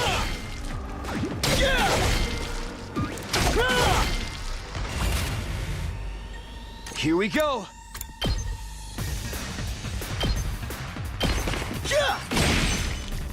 Ready when you are. There. Whoops, All I right, screwed that here up. we go. That's fine. Got it. Let's do this.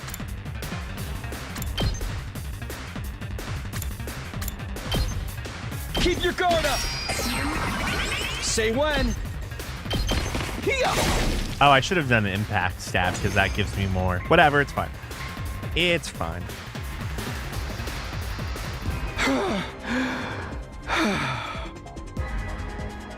I was already exhausted even though I only killed off a few minions.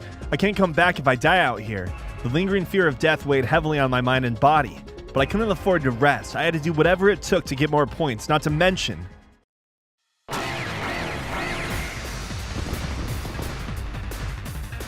the invaders, drawn by the sound of fighting, were showing up one after the other, and they were beginning to surround me.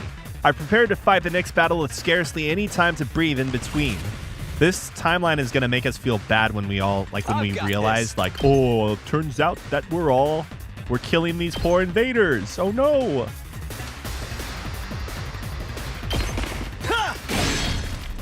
Say when. Ready when you are. Not bad. Attack boost now. Good to go. I do want to...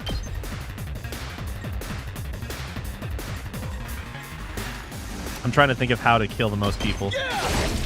All right, let's do this. Take but also keep myself safe. I've got this.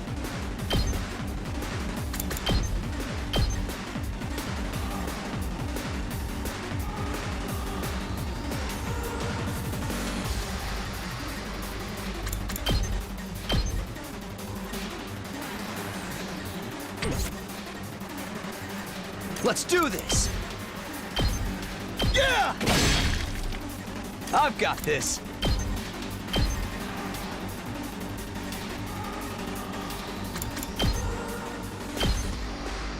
That's it. All right. My turn. Not gonna cut it.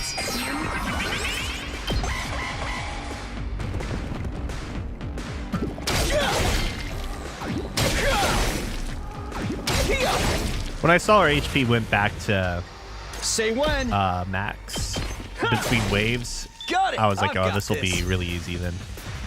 Yeah. Let's go. Take this.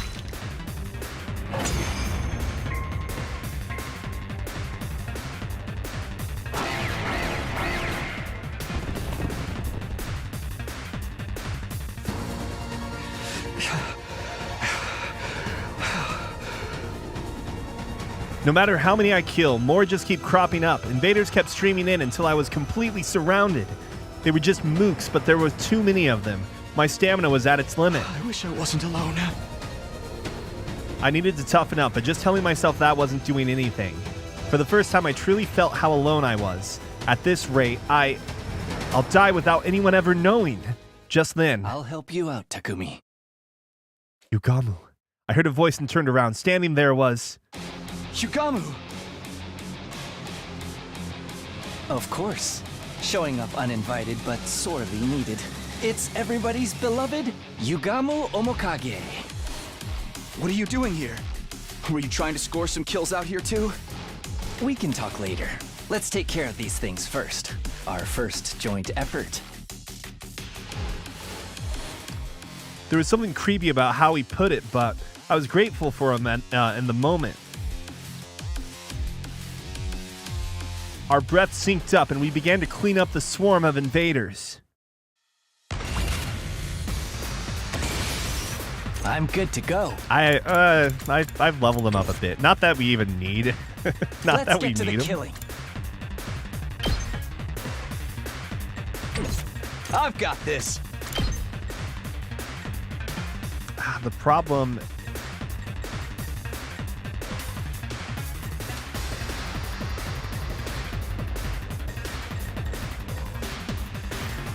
Oh, maybe this is the better way. I don't know.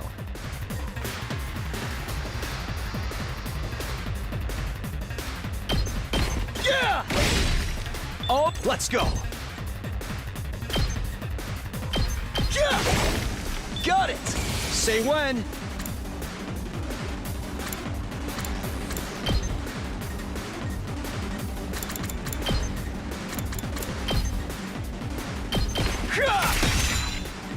Ready when you are. That's it! All right, I've got this. Time for me to move.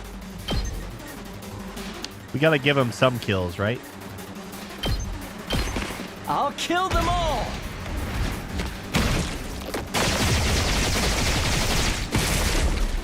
I'm dead tired. My turn!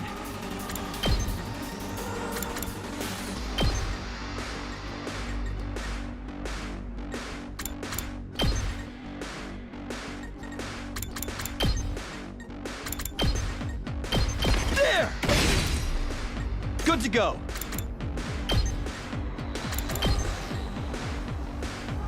Take that! Got it! I've got this. I never watched the screen that close during battles.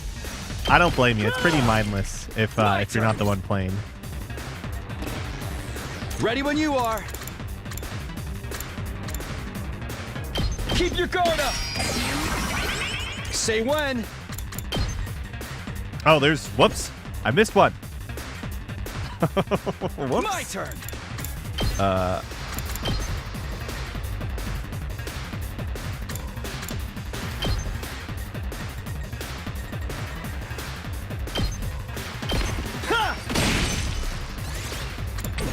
Let's do this.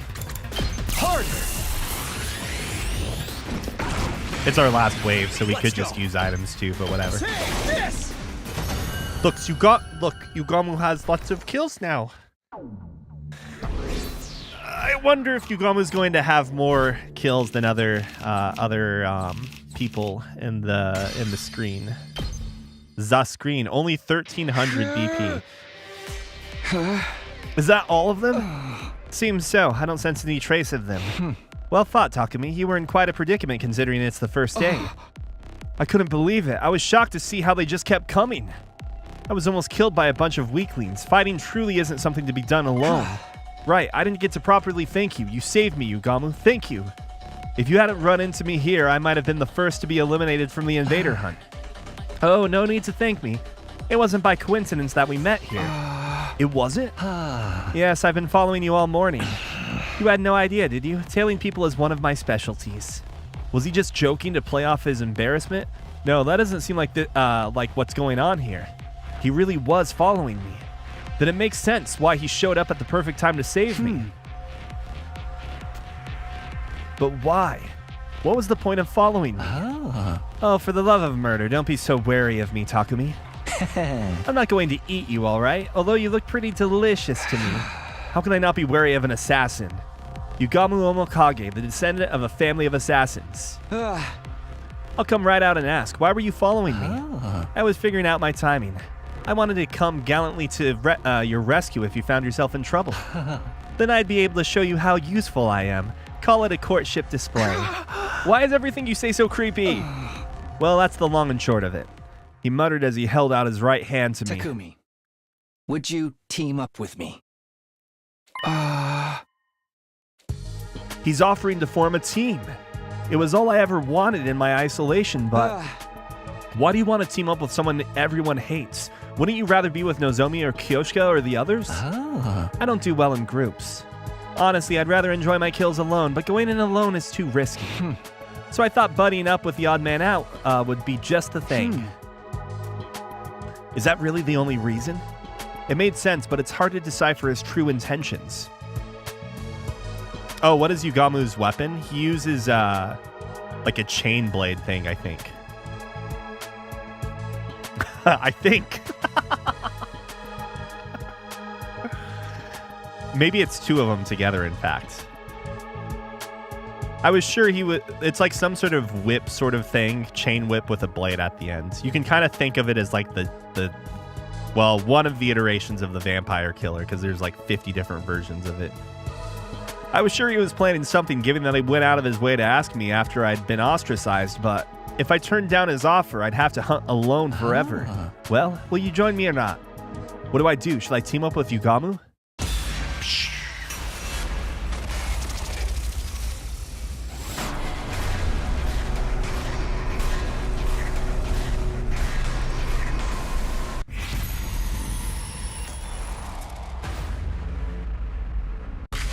You guys thought this was the Doremi route? No.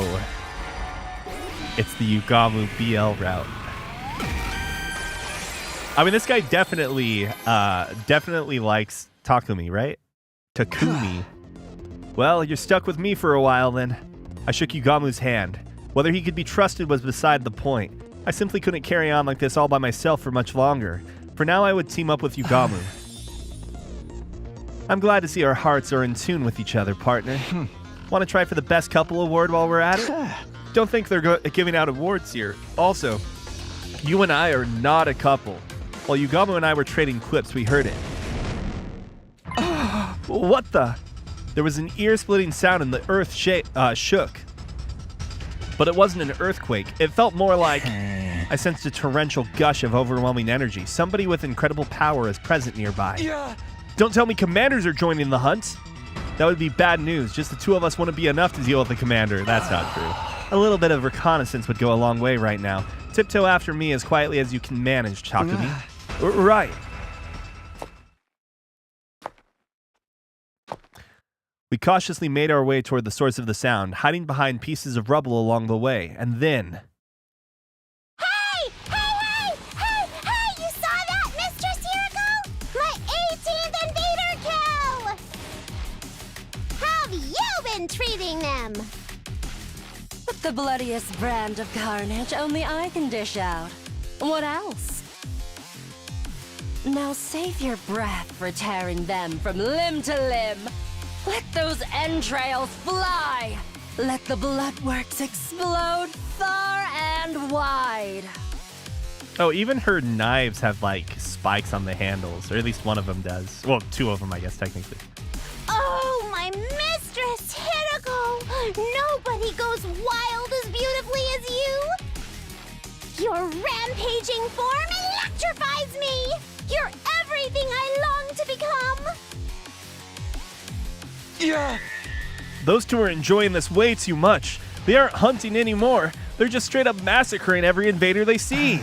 It kills me to say this, but I'm afraid we must cede the best couple award to them. Something feels off, though. Hiroko's always been strong, but when did Doremi get so powerful? She hadn't joined any defensive battles before this and should be woefully unfamiliar with combat. The euphoria of finally being able to take part in a killing game has likely unlocked the latent potential in her hemoanima, making it bloom. That's an unconventional way to unlock latent potential. Why the gripe? Potential is logic defined by definition. Also, we should totally call it a day and head back now. They've likely already murdered all the invaders in this area anyway. Yeah, we've earned enough points today. Let's go back and rest up for tomorrow. We made our way back and decided to drop by the leisure lounge before returning to our rooms. Who was I to think that Takumi would be at the top of the leaderboard? Obviously. Yeah, obviously it's gonna be them. Damn.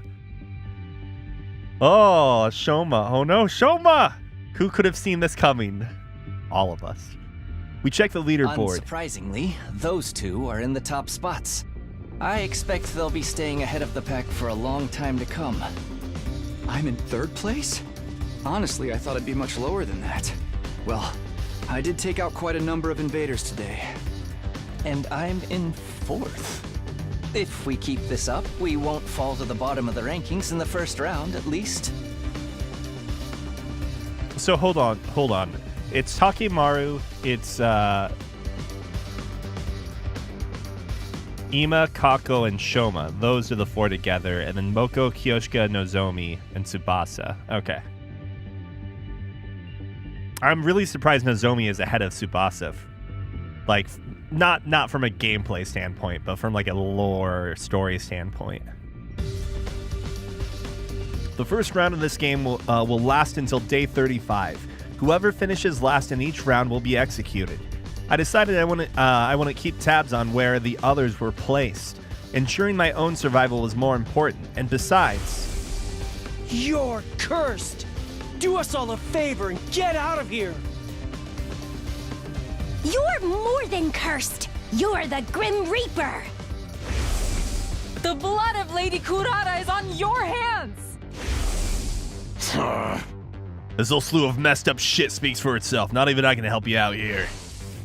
I I shouldn't be letting the people ostracize me live rent-free in my head anyway.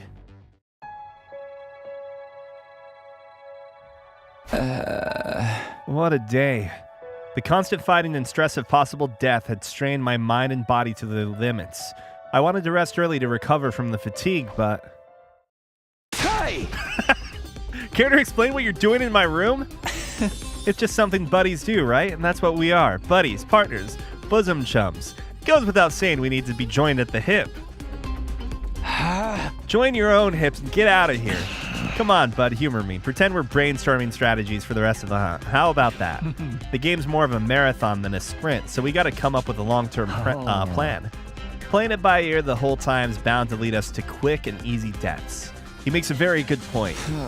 Can't you at least make it clear whether you want to be disgusting or discreet? I think this music is played before during Takumi's examination, right? Who would I be if I didn't dabble in a little bit of both? Call me a double dipper if that's what turns you on. Hey! In your dreams.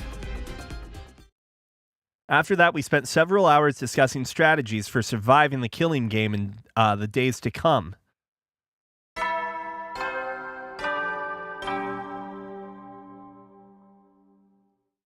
Hetty. You never will then.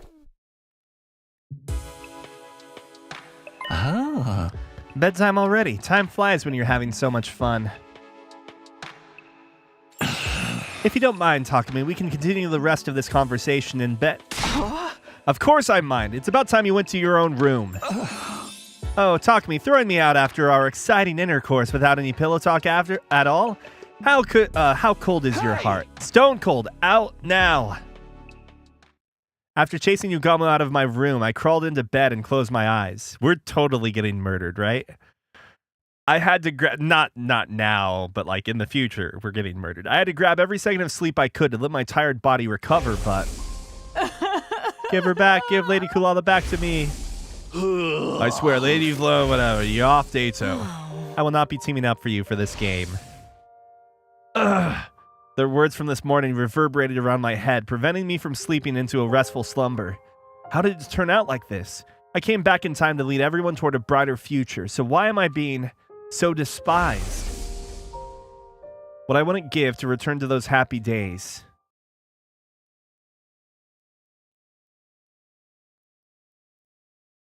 Ah. Let's let today's hunt begin. I trust you're ready, Takumi.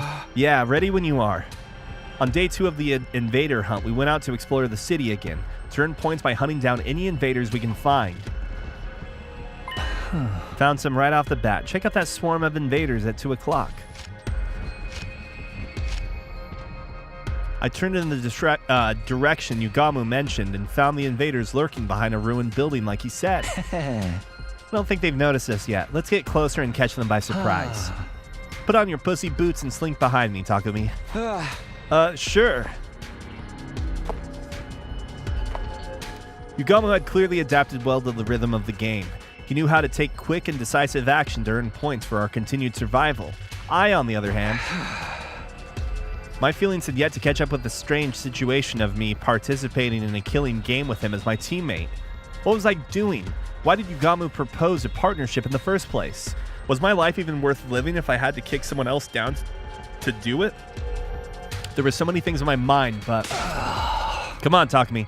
Time to sound the death knell for them. I didn't have the luxury of time to think them through. Fighting to survive was the only thing I could afford to do now. Battle time? Alright, I'm going crazy. School is in session. Annihilate all enemies.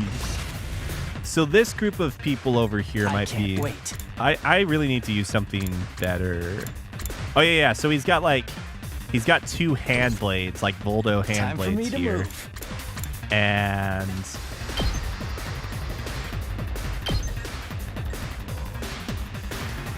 Oh no, how do I want to do this?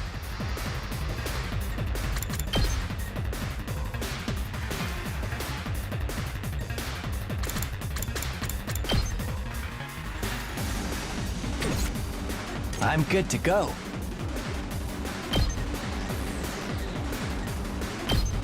Does this do it for you? But yeah, that's some sort of like whip thing he also has, I guess. I can't wait.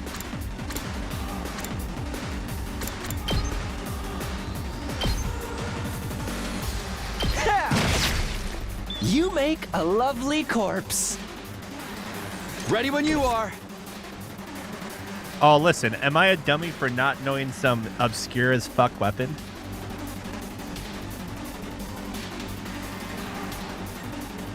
Let's get to the killing. Let's go. There! All right, here we go.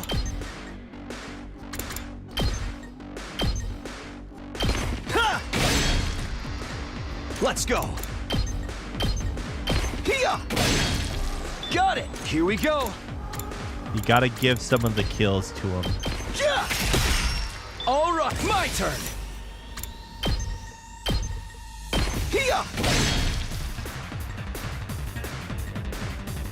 I'm good to go. Let's see how they like this.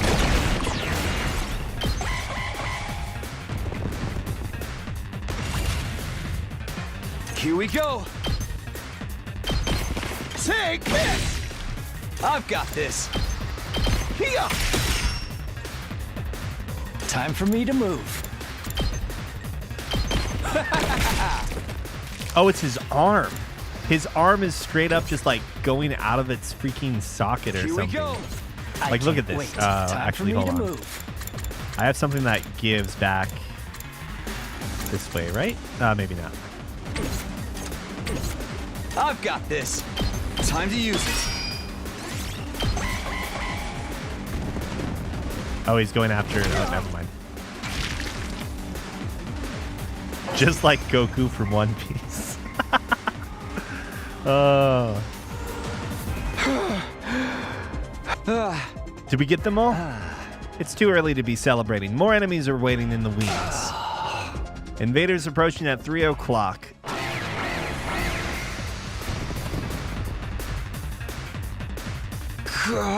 They just keep coming.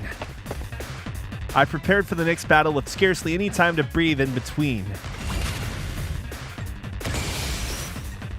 Let's get to the killing. Let's do this. Not bad. I've got this. Let's do this. Yeah! Got it. Let's go. All right. Let's do this. I'm good to go.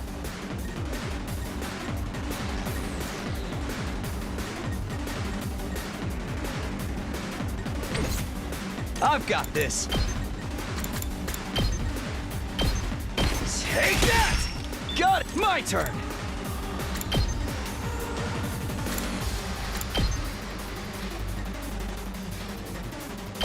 Here!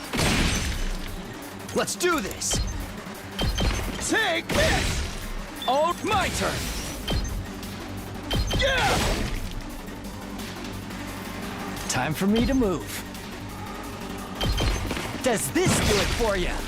I can't wait. Stinks, doesn't it? It's just his arm.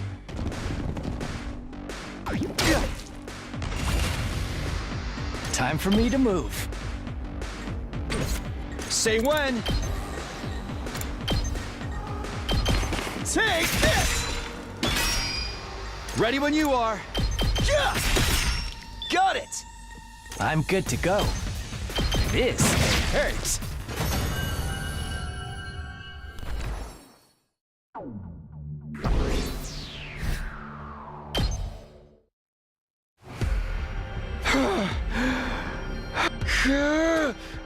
Fighting outside is tiring.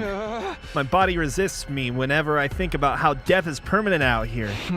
You need to relax, Takumi. At this rate, you'll kill yourself first before the enemy has a chance. I don't get it. How are you so calm? You're not even perspiring. I wouldn't be much of a professional assassin if I let every other spot of good murdering get me down now, would I? Hey, what's your secret? How do I kill enemies efficiently while conserving as much stamina as possible? The secret is your heart. That is to say, your frame of mind. Get it into your head that the act of killing is nothing special at all. Nothing more than mundane work. Mundane work? Like hitting a nail with a hammer, just turning a screw with a screwdriver. Just dull, repetitive work to be repeated without much thought or physical strength. So basically, I psych myself into believing it's nothing. Does that really work? Anything more concrete, like a better way to move my body or something? Your body movements are virtually perfect, Takumi. There is nothing to critique. So what's left is your mentality, right? Just give it a shot. You got nothing to lose. Pretend the act of killing is the most boring job in the world. Just dull, repetitive work. Despite my misgivings, I decided to try out Yugamu's suggestion. I crept up to an invader that happened to be meandering about it nearby and launched a surprise attack. Without entertaining the fear that threatened to well up from within, I quietly lifted up my sword and brought it down nonchalantly. This was just work, something that had to be done. No need to think about it too much. I went after the next enemy as I repeated those thoughts to myself. Detach yourself. It's just work. No! Detach yourself. These poor guys, it's just work. Incredible performance, Takumi. It's like you've become another person. Yes, you have an aptitude for killing. I sensed it the moment I laid eyes on you. An aptitude for killing me?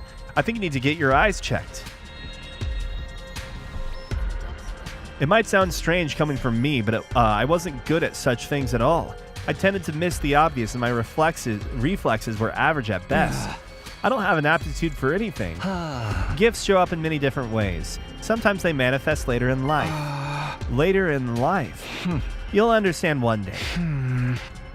I wasn't happy to be left hanging like that, but I knew he would just be evasive if I tried to press the matter, so I didn't. Anyway, we should focus on the hunt for now. Now that I seem to be getting my mind under control, I wanted to get used to the hunting at one go as well. Let's go look for the next group of enemies. I feel like I can take down another 15 before calling it a day. Nah, I think we should call it a day now. We've earned enough points. But I was just getting the hang of it. And that's when it gets dangerous. Everything in moderation, including assassinations. Besides, if we keep on hunting, we'll run into them sooner or later. You okay with that? Them? Just as I was wondering who Yugamu could be talking about. Over here! This will be our starting point for the hunt today. Don't fall behind, you losers! I heard a familiar voice coming from somewhere nearby. I quietly made my way toward the voice and peered out from behind some rubble. I feel like I'm starting to use my hemoanima better. Not even a commander can stop me now. I think. Confidence is the name of the game, sister dearest.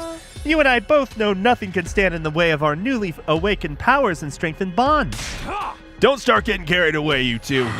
Thinking you're invincible because you learned a thing or two's the best way to die on the battlefield. You little chicks can just stay beneath my big, strong pinions for now. I ain't gonna let any of you die on my watch. I'm gonna protect you all with my life in the name of Takemaru Yukushiji. Where is Shoma? They're hunting here too. Takemaru, Ima, and Kaku weren't the only ones. I could see Tsubasa, Nozomi, and the others in the distance as well. Why does fighting invaders outside the academy seem so much more graphic? It's like I'm really killing something alive, and all that blood, so much blood.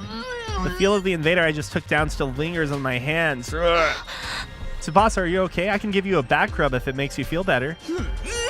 I think a big one's coming. Why didn't I bring any barf bags with me? Lady Tsubasa is about to start puking like a fountain in a fancy park. Is there anything we can give her in place of a barf bag?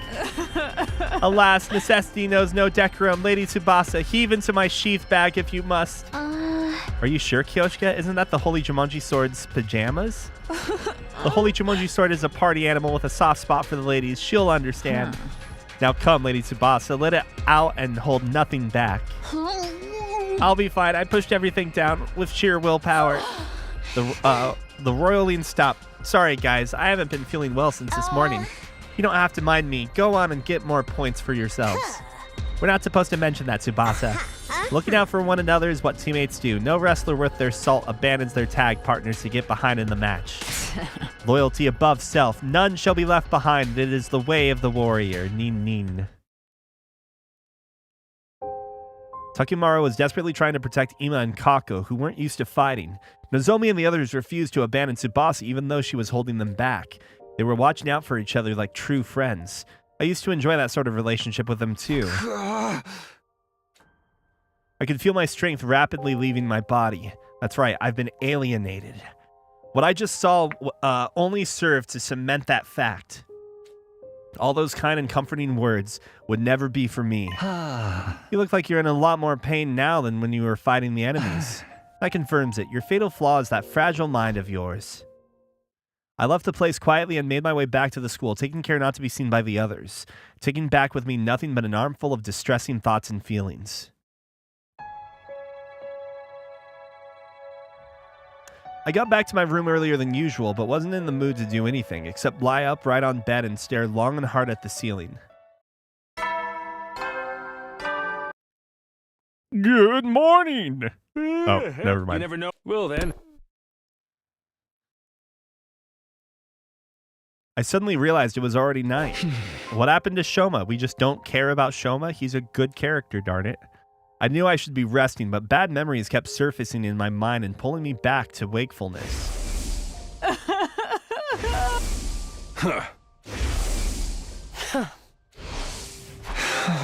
Like I'm being punished for just being alive.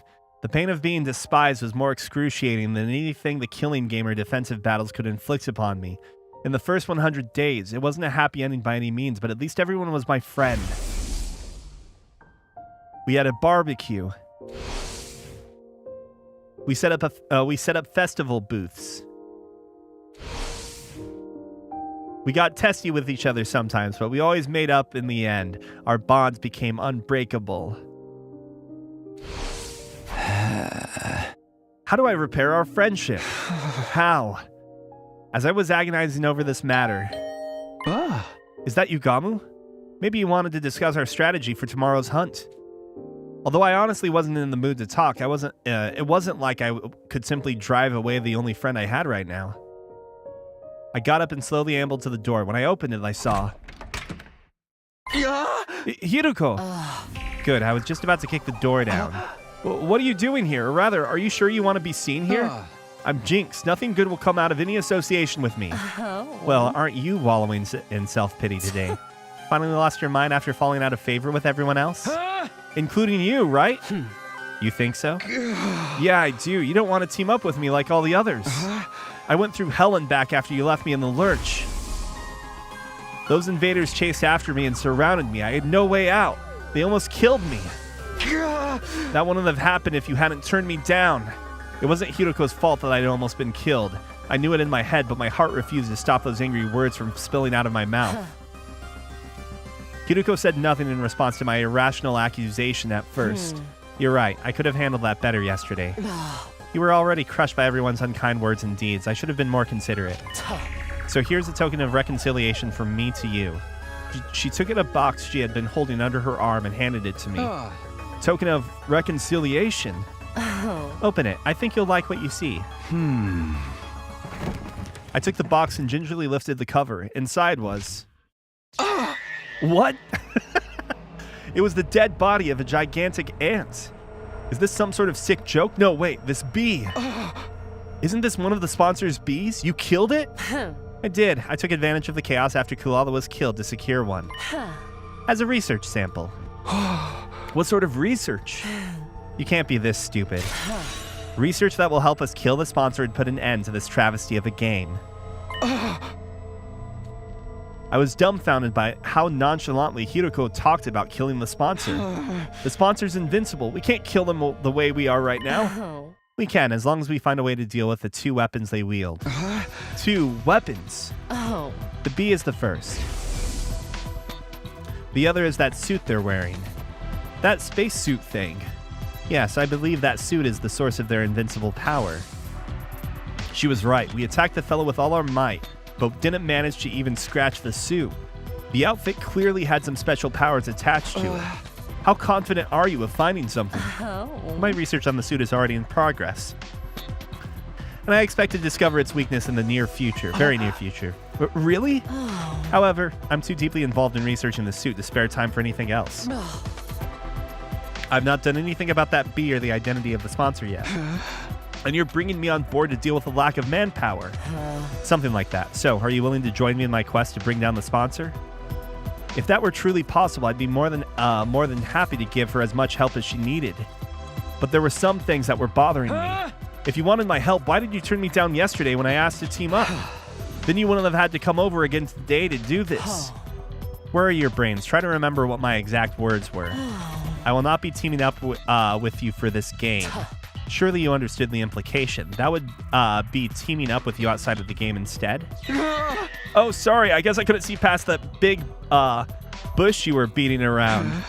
You've been nothing but dismissive of me so far. When I was alienated, you didn't try to take my side. Just so we're clear, this doesn't mean we trust you or anything.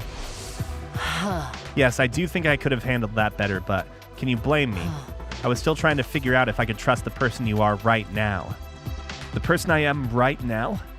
It sounded like there was a deeper meaning to her statement, but I decided this wasn't the time or place to pursue it. The Takumi Sumino that I know is essentially a good person. He cherishes his friends, has a strong sense of justice, and possesses good leadership qualities. Someone worthy of my trust. However, you killed Eito on the night of day 2, a would-be traitor who had yet to do anything out of line.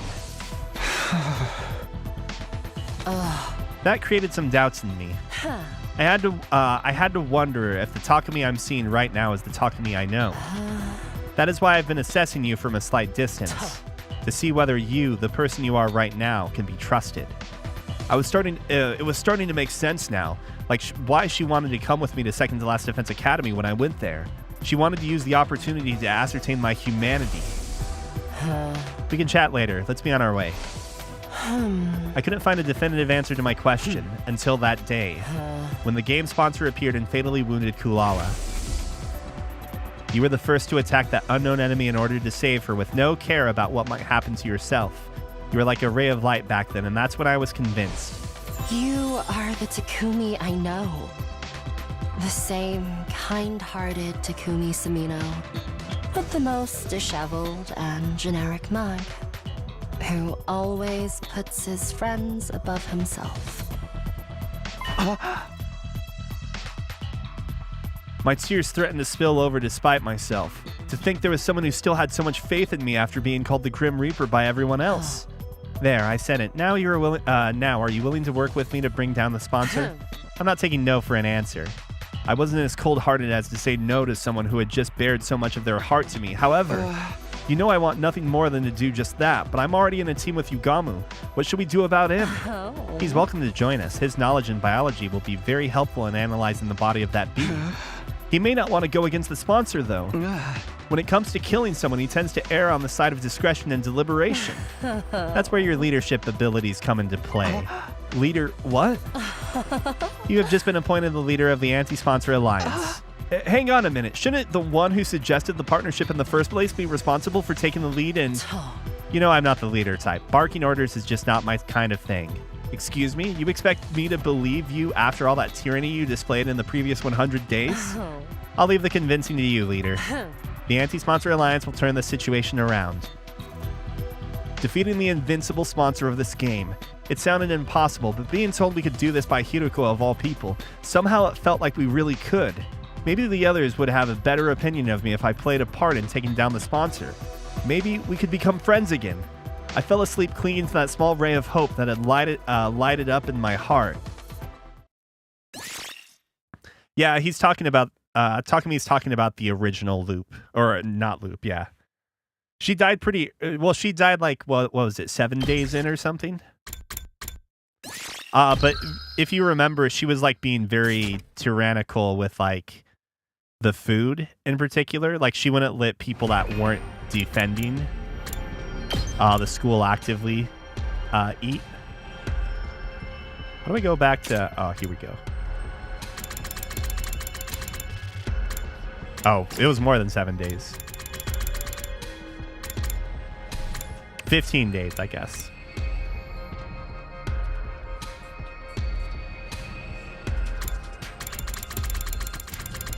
But also, I think Takumi has... Takumi probably has unreliable... or he has memories of other timelines unconsciously, right? Like the fact that he talks about knowing about the Calico Cat figure for in, you know, in the non-rom-com route here. The way he talks about it, like there's an inner monologue he has at one point where he says, I know I talked to Kyoshika, blah, blah, and blah, blah, blah. But that was an excuse or something. He doesn't say that to her, but he says it to us or like himself.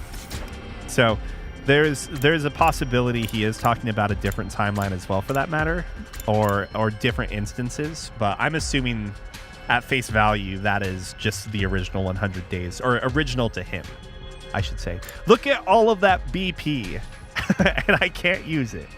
An alliance, sure, sign me up. Yugamu agreed to join the anti-sponsor alliance so readily I almost felt disappointed. That's it? You're not going to think about it a little more? We're going up against someone virtually invincible, you know? It's a risky gamble that may very well end in our own deaths. The same amount of risk we're facing if we continue playing this game, right? We may not end up in last place during the first round, but what about the second? What about the third, the fourth, and so on? We'd be completely worn out by then. Would we be able to drive away any commanders who chose to launch an attack during that time? Either way, our strength will slowly be sapped away. Exactly. None of the others have noticed yet, but we're standing at a crossroads of destiny right now. Either we break free of the situation either by defeating the sponsor, or get slowly tortured to death as the game drags on. So you can imagine how grateful I am to Hiroko for taking the lead and revolting against the status quo. The thing is, his expression darkened. I have one major cause of concern with this alliance. What's that? Hiroko's current teammate, Darumi. She's made no secret of how much she loves killing games. Hard to believe she'd be sympathetic to our quest to put an end to this game, you know what I mean? I'm sure Hiroko will find a clever way to hide it from her or something. She said as much last night. But what does Darumi think about this plan? Killing the sponsor to end the game. She may get mad because she loves killing games so much. I'm keeping it a secret from her. She's merely my in-game partner, that's all. I was never going to let her join the anti-sponsor alliance. Because you can't trust her. Incomprehensible. Why even bother teaming up with her in the first place? I'm sure she has her reasons. That she won't reveal even if we pressed. Ah yes, femme fatale. My name is Hiroko. Not that I approve of allies keeping secrets from each other. You speak for yourself. Point taken. We'll put Darumi on the back burner for now. So what exactly are we expected to do? Good question. Our top priority is to earn as many points as possible. The plan immediately falls apart if anyone in this alliance gets executed in the first round. Stay in a rank that safeguards you from that outcome. Understood. Safety first. Basically, focus on the hunt in the morning and anti-sponsor alliance activities in the afternoon.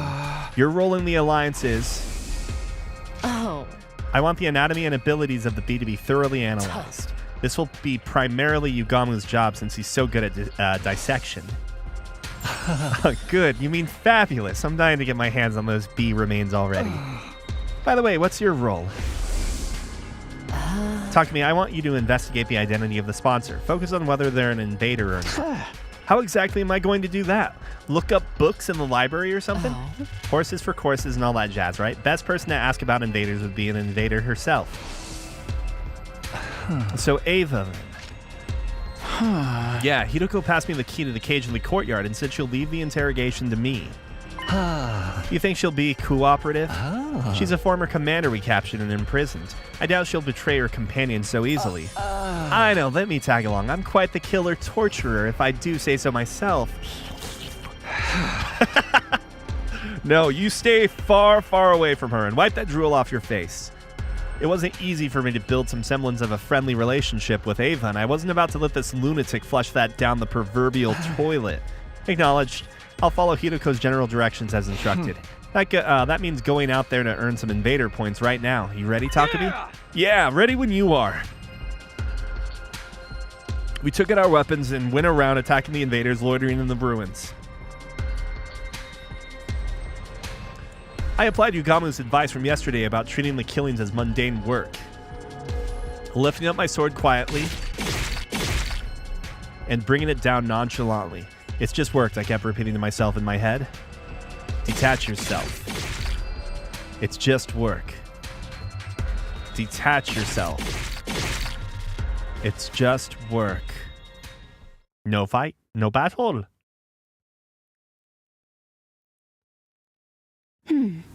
No, that sponsor isn't one of us. When I asked Ava about the sponsor's identity, she flatly rejected the possibility of them being an invader. Absolutely impossible. I can stake my life on it. You must have solid proof to be so sure. The proof is in the strangeness of their abilities. If they were truly one of our ilk, they wouldn't be using blood-sucking bees to fight. What do you mean? Bees are taboo in your religion or something? Not the bee, the blood-sucking. The absorption of divine blood is strictly prohibited in our commandments. Divine blood meaning the cryptoglobin running in our veins. Absorbing cryptoglobin was prohibited. That reminded me of something similar I had heard during my previous 100 days. Chemoanima or cryptoglobin, was it? Absorbing cryptoglobin is a taboo of the highest order.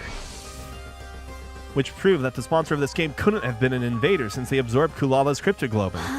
First of all, if the host were one of us, why would they organize a game to hunt down their own kind? Yeah, good point. It didn't make sense for an invader to urge the enemy to hunt down other invaders. However, this did complicate matters. If the sponsor was neither SDU nor School Invader, did that mean they were an unknown third party? By the way, Takumi, if you don't mind me asking, Ava suddenly changed the subject. Remember that favor I asked for the other day? Did you bring it for me? Bring what? You know, my mask. You promised me you'd return it to me. Right, she did ask me for her mask a while back. Please, return my mask to me. Huh? Your mask? The mask I was wearing on the battlefield. My people highly value our masks. We consider them as part of us. The mask was really important to her, as much as I'd like to give it back to her right now. I'm sorry, Ava. I'm going to have to go back on that promise. You'll have to bear your face for a little while longer. Why? Why are you being so mean to me? She grabbed hold of the cage bars as she protested, tears welling up in her eyes. Exposing our plain faces is as embarrassing as walking around outside without clothing. Do you enjoy humiliating me so much? This is prisoner abuse.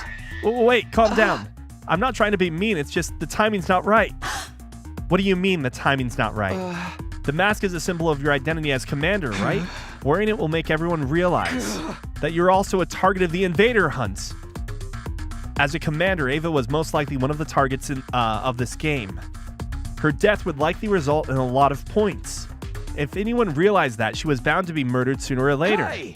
I can't give you back your mask in order to keep you safe, that's all. I can protect myself. I'm not known as a hero among my people for nothing. But you can't use any of your powers when you're inside this prison. You'd be like a sitting duck. But, look, you have to just accept it. I'm not going to sit around and watch you get killed. You're not getting your mask back no matter what. Ava looked entirely unconvinced, and it seemed like she was about to protest again, but this is awful. She sighed deeply in what sounded like resignation to me. Hey, cheer up. Once the game is over, you can have your mask back, okay? A maskless life isn't that bad once in a while. See, no risk of heat damage to your face. I'm very sorry.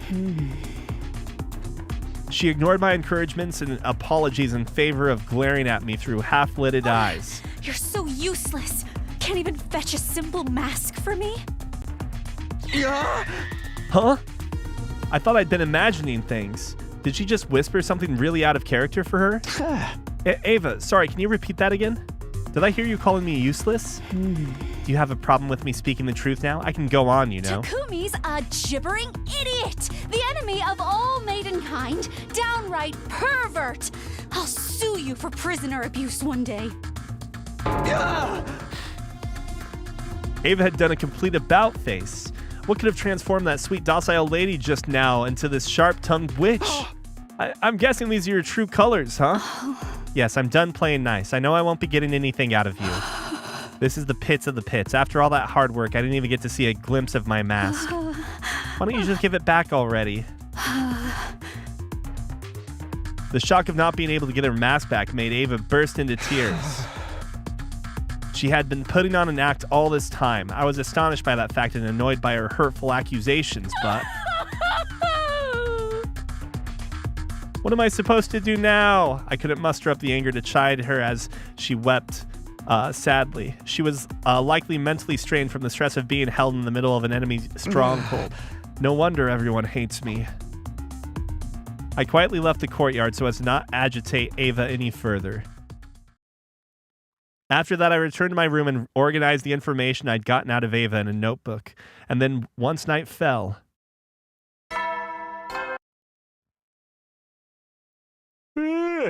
You never know when the invaders might attack, so rest up while you still can. Well then. The bedtime announcement played. By rights, we should all be turning off the lights and jumping into bed right now, but the Alliance meeting shall now begin. We'll take turns to share our findings of the day with each other. It had been decided that the anti-sponsor Alliance would hold nightly meetings in my room to exchange information starting from tonight. You start first, Takumi. Learned anything new about the identity of the sponsor? Yes, according to what Ava told me, I shared the results of my investigation with everyone about how the bee could not have been a weapon for an invader. That blood-sucking was taboo to the invaders, so the sponsor couldn't have been one since they sucked Kurala's blood. In conclusion, it's quite likely the sponsor is an unknown third party unrelated to us or the school invaders. That's all from me. We're already having enough trouble with the invaders, and now there's a third party? This is highly displeasing. Be that as it may, I must commend you for a job well done. That was remarkable work for a person of your intelligence. Thanks, but can I get some other type of backhanded compliment? Something other than a backhanded compliment once in a while? I'll work on it if I feel like it. So that's a no. Allow me to go next. After dismembering the dead bee and investigating its anatomy, I made several discoveries. First of all, the bee was modeled after a type of parasitic wasp. A horrible species that parasitizes the bodies of butterfly larvae and feeds off their innards. Basically, that bee was simply a scaled-up version of a parasitic wasp. There's just one major difference between this bee and an actual parasitic wasp. Bees and hornets usually use their stings to inject poison into an enemy body. This giant bee, however, uses it to suck stuff out, like a blood-collecting device of sorts. It works more like a mosquito stinger. We all saw the bee use it to suck the blood out of Kulala. Yes, and she was drained in a few seconds, a testament to the strength of its suction. But it does bring up another question. The body of the bee has nowhere to store the blood it sucks. So where did Kulala's blood disappear to? Maybe it was warped to another place instantly. It's likely that's what's happened. Maybe it's just designed to transfer all its nutrients it sucks up into the sponsor's stomach. In other words, the sponsor is using the bees to consume cryptoglobin. Just a hypothesis. If that turns out to be true, it would mean the sponsor absorbed Kulala's blood. The thought of my friend's blood being used as food sparked an intense rage within me. And that's all I've got. Let's hear what Hiroko has to say now. Any progress on that suit the sponsor's wearing? Yes, I'd venture to say there's been some major progress, much more than I initially expected. I may be able to get my hands on a spare suit worn by the sponsor in the very near future. There's a spare suit? Yes, and I've almost pinpointed its location. All that's left is to refine the coordinates. Hiroko previously said the sponsor's invincibility came from that suit. If we could secure something similar, wouldn't that make us invincible as well? Where is the spare? We can look for it together. No, that won't work. I'll search for it myself. Why? 3 sets of eyes are faster than 1, right? Because I'm the only one who can find that place. Something terrible beyond all imagination may happen if someone other than me discovered it. So don't even try, understand? Her assertive tone made it clear that there would be no further discussion on the matter. Something that could cause the unusually placid Hiroko to get so worked up had to be extraordinary. Okay, I'll respect your wishes, even if I don't understand them. It's for the best. Moving on, what's the plan for tomorrow and beyond? I need you to continue your research. We're having a dire lack of good information right now. Don't forget to keep earning points in the game as well. Stay in 6th place or higher. The reason why, we don't know how much information she has in this timeline, but I'm assuming she knows about the suit already. I don't know why she would decide to share that information with us about the place where the suit would be found. Because or maybe she doesn't have true information, but kind of understands or has an idea for what the suit is used for. And if her suspicion is correct, she absolutely doesn't want Takumi or Yugamu involved in, like, you know, leaping different dimensions, right? Because if so, I mean, Takumi's already fucking things up pretty pretty well in every timeline, right? So you probably don't want Takumi. You don't want Takumi doubling up on the time traveling or the dimension jumping, right? And Yugamu, obviously, like, you really just don't want anyone else to have this wild card. It completely fucks things up even more so. There's a game that I had started playing years back. I don't remember what it's called. I think it starts with a T. But it's about a time-traveling pair of eggs. Or is it just one egg? I don't remember. But the time-traveling eggs, it's like when I say egg, it's like a stone shaped like an egg, if I'm not mistaken. I've been thinking about starting to back up, but I stopped partway through. But the visual novel doesn't have any choices in it, as far as I can tell. But it's just extremely difficult, well, supposedly, extremely difficult to figure out, like, who is the killer or what the mystery is, what the solution to the mystery is. Oh, yeah, it's not a T. It's Sekimiya or Sekimaya. That's what it is, the Sekimaya or something like that. But the big hitch about that game, at least if my suspicion is correct, which it should 100% be, is that you're playing through the eyes of one POV, but like, I think every character is time traveling throughout that POV, or time travels at some point. So not only is the main character time traveling, but also everybody else is time traveling. So it's really, really hard to keep track of who you're talking to, because you could be talking to someone within your timeline or someone from a different timeline and trying to it seems really interesting, but also, like, very, very hard to keep things straight. Don't forget to keep earning points in the game as well. Stay in 6th place or higher. Also, avoid situations that may end up with you dying to mere minions. As usual, we're going with safety first. If you accidentally die, I'll bring you back to life and kill you myself, Takumi. Well, why only me? Because if anyone will screw up, it's you. I'll be fine. Yugamu's with me, and I'm not that bad of a fighter myself. You should be watching out for yourself. You were the first to die last time. Please, are you talking to me? I'm much stronger than the Hiroko you knew. Dotomi and I can take out a commander or two by ourselves. Dotomi, huh? Yugamu's expression darkened at that. Hiroko, I just don't get it. Why would you team up with Dotomi, of all people? I'll be brutally honest. The fact that you're a team doesn't sit right with me. She loves her killing games. I can't imagine she won't at least try to sabotage her work if she finds out about it. Rest assured that she'll never find out. She's just my in-game partner. Nothing more, nothing less. I'm talking about the what-ifs right now. You can't guarantee that it won't happen. You really ought to dissolve your partnership with her. No, I'm not letting her out of my sight. She has an important role to play as well. Which is? I can't tell you. Why not? Shouldn't allies share as much information with each other as possible? Yugamu continued to question Hiroko about her reason for teaming up with Dotomi, but she kept quiet throughout. The alliance meeting ended up on a slightly sour note because of that.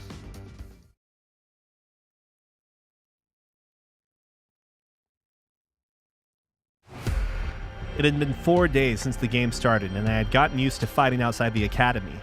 I would wander around town quietly in search of invaders and strike them down using as little energy as possible. Why do we have to see the poor slaughter? Detach yourself. It's just work. Detach yourself. Take their lives. Detach yourself. It's just work. Nice. Seems like I'm in pretty good form today.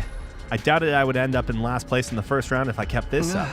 But ensuring my survival alone wasn't enough to put me at ease. The ultimate goal of the anti-sponsor alliance was to put an end to this game by killing the sponsor. What was the sponsor hoping to achieve by making us do this? I couldn't get that one thought out of my mind as I cut down one invader after another. In a way, the sponsor and Sirei were similar. Both were trying to make us fight against invaders. Except Sirei never ordered us to fight outside the academy. He always insisted we fought on the academy grounds. On the other hand, the rules laid down by the sponsor basically forbade us from doing so. They were designed to make us fight outside. Why was the sponsor so determined to make us fight out here? Did they not want us using the Revival-matic? Dying outside meant our dead bodies couldn't be revived. Was that the sponsor's objective, to ensure that anyone who died would stay dead? Hey, talk to me. When did your hands go on vacation? I jolted back to reality by Yugamu's teasing. Oh, sorry. Just thinking about something. It's dangerous to think and kill at the same time. There's a fine line between familiarity and carelessness. Keep your mind on the hunt for now. Don't forget that Hideko warned you last night about getting killed. You're right. Sorry about that. I refocused my mind on the task at hand. With my sword in my hand and my mind clear, I resumed the work of hunting down invaders. Yugamu and I spent the better part of that morning killing together.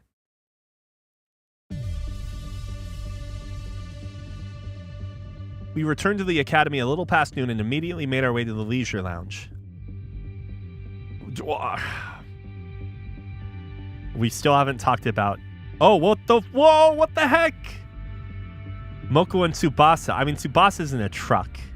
Or a jeep, I guess, and like runs into a bunch of things, right? That makes sense. Takemaru is not killing that many. I'm assuming because... Oh, never mind. It's his whole team is near the bottom, and Shoma's just not showing up. I'm in 4th place, and Yugamu's in 6th. Our positions had slipped from the first day, but we were still within the top bracket. Since it was already the 4th day, it was unlikely we would tumble all the way to the bottom this round unless something catastrophic happened. Shoma's currently in last place. I had told myself not to look at the other positions, but my eyes naturally drifted to the last spot. Speaking of leaderboard positions... Tsubasa's is surprisingly high. She was clearly holding her teammates back yesterday. You don't have to mind me. Go on and get more points for yourselves. Tsubasa, you promise not to say that anymore. Looking out for one another is what teammates do. No wrestler worth their salt abandons their tag partners to get ahead in the match. She's likely benefiting from the point sharing system. What point sharing system? What? You haven't noticed? There's a way to earn points in this game without killing any invaders yourself. Why is he sweating while... Or, no, that's a piercing. Never mind. Yugamu took out a notepad and started drawing some sort of diagram on it. Let's say, for example, a 10-point enemy appears in front of you. You kill that enemy by yourself. You gain 10 whole points. Oh.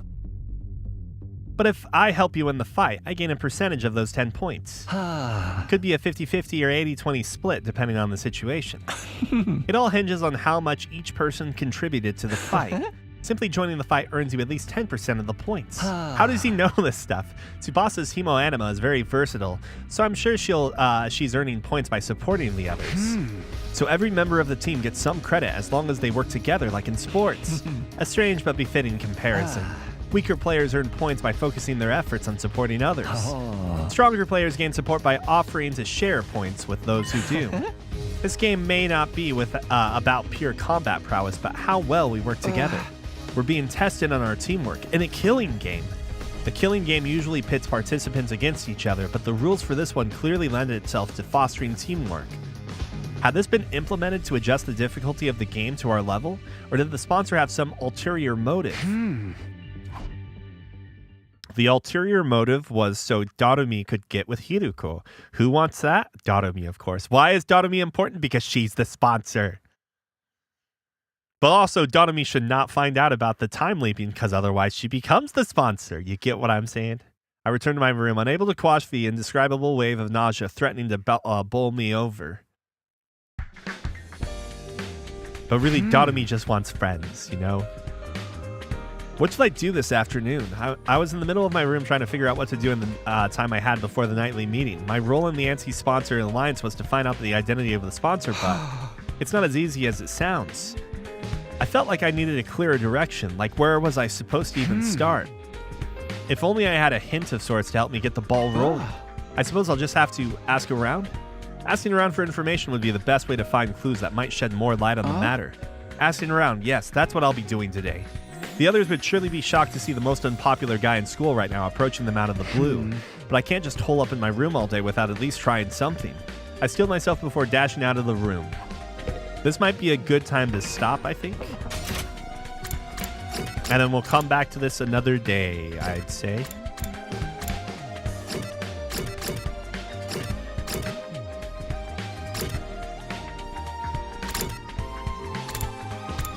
Ava's gonna hate us even more. Ava's personality is kind of hard to determine, right? Because, like, she attempts to blow us up and blows us up in a different route, right? It's not like she's abnormally mean in this route or something. She just admits to be like putting on like a helpless act to try and get her helmet back. Getting her helmet back was important in the killing Shoma timeline. Where the hell is Shoma? Is he already dead?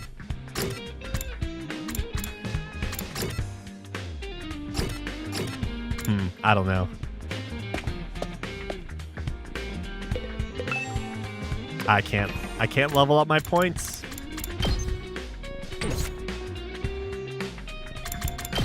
All right. So that's it for this morning. Thanks for watching, guys. Have a good one.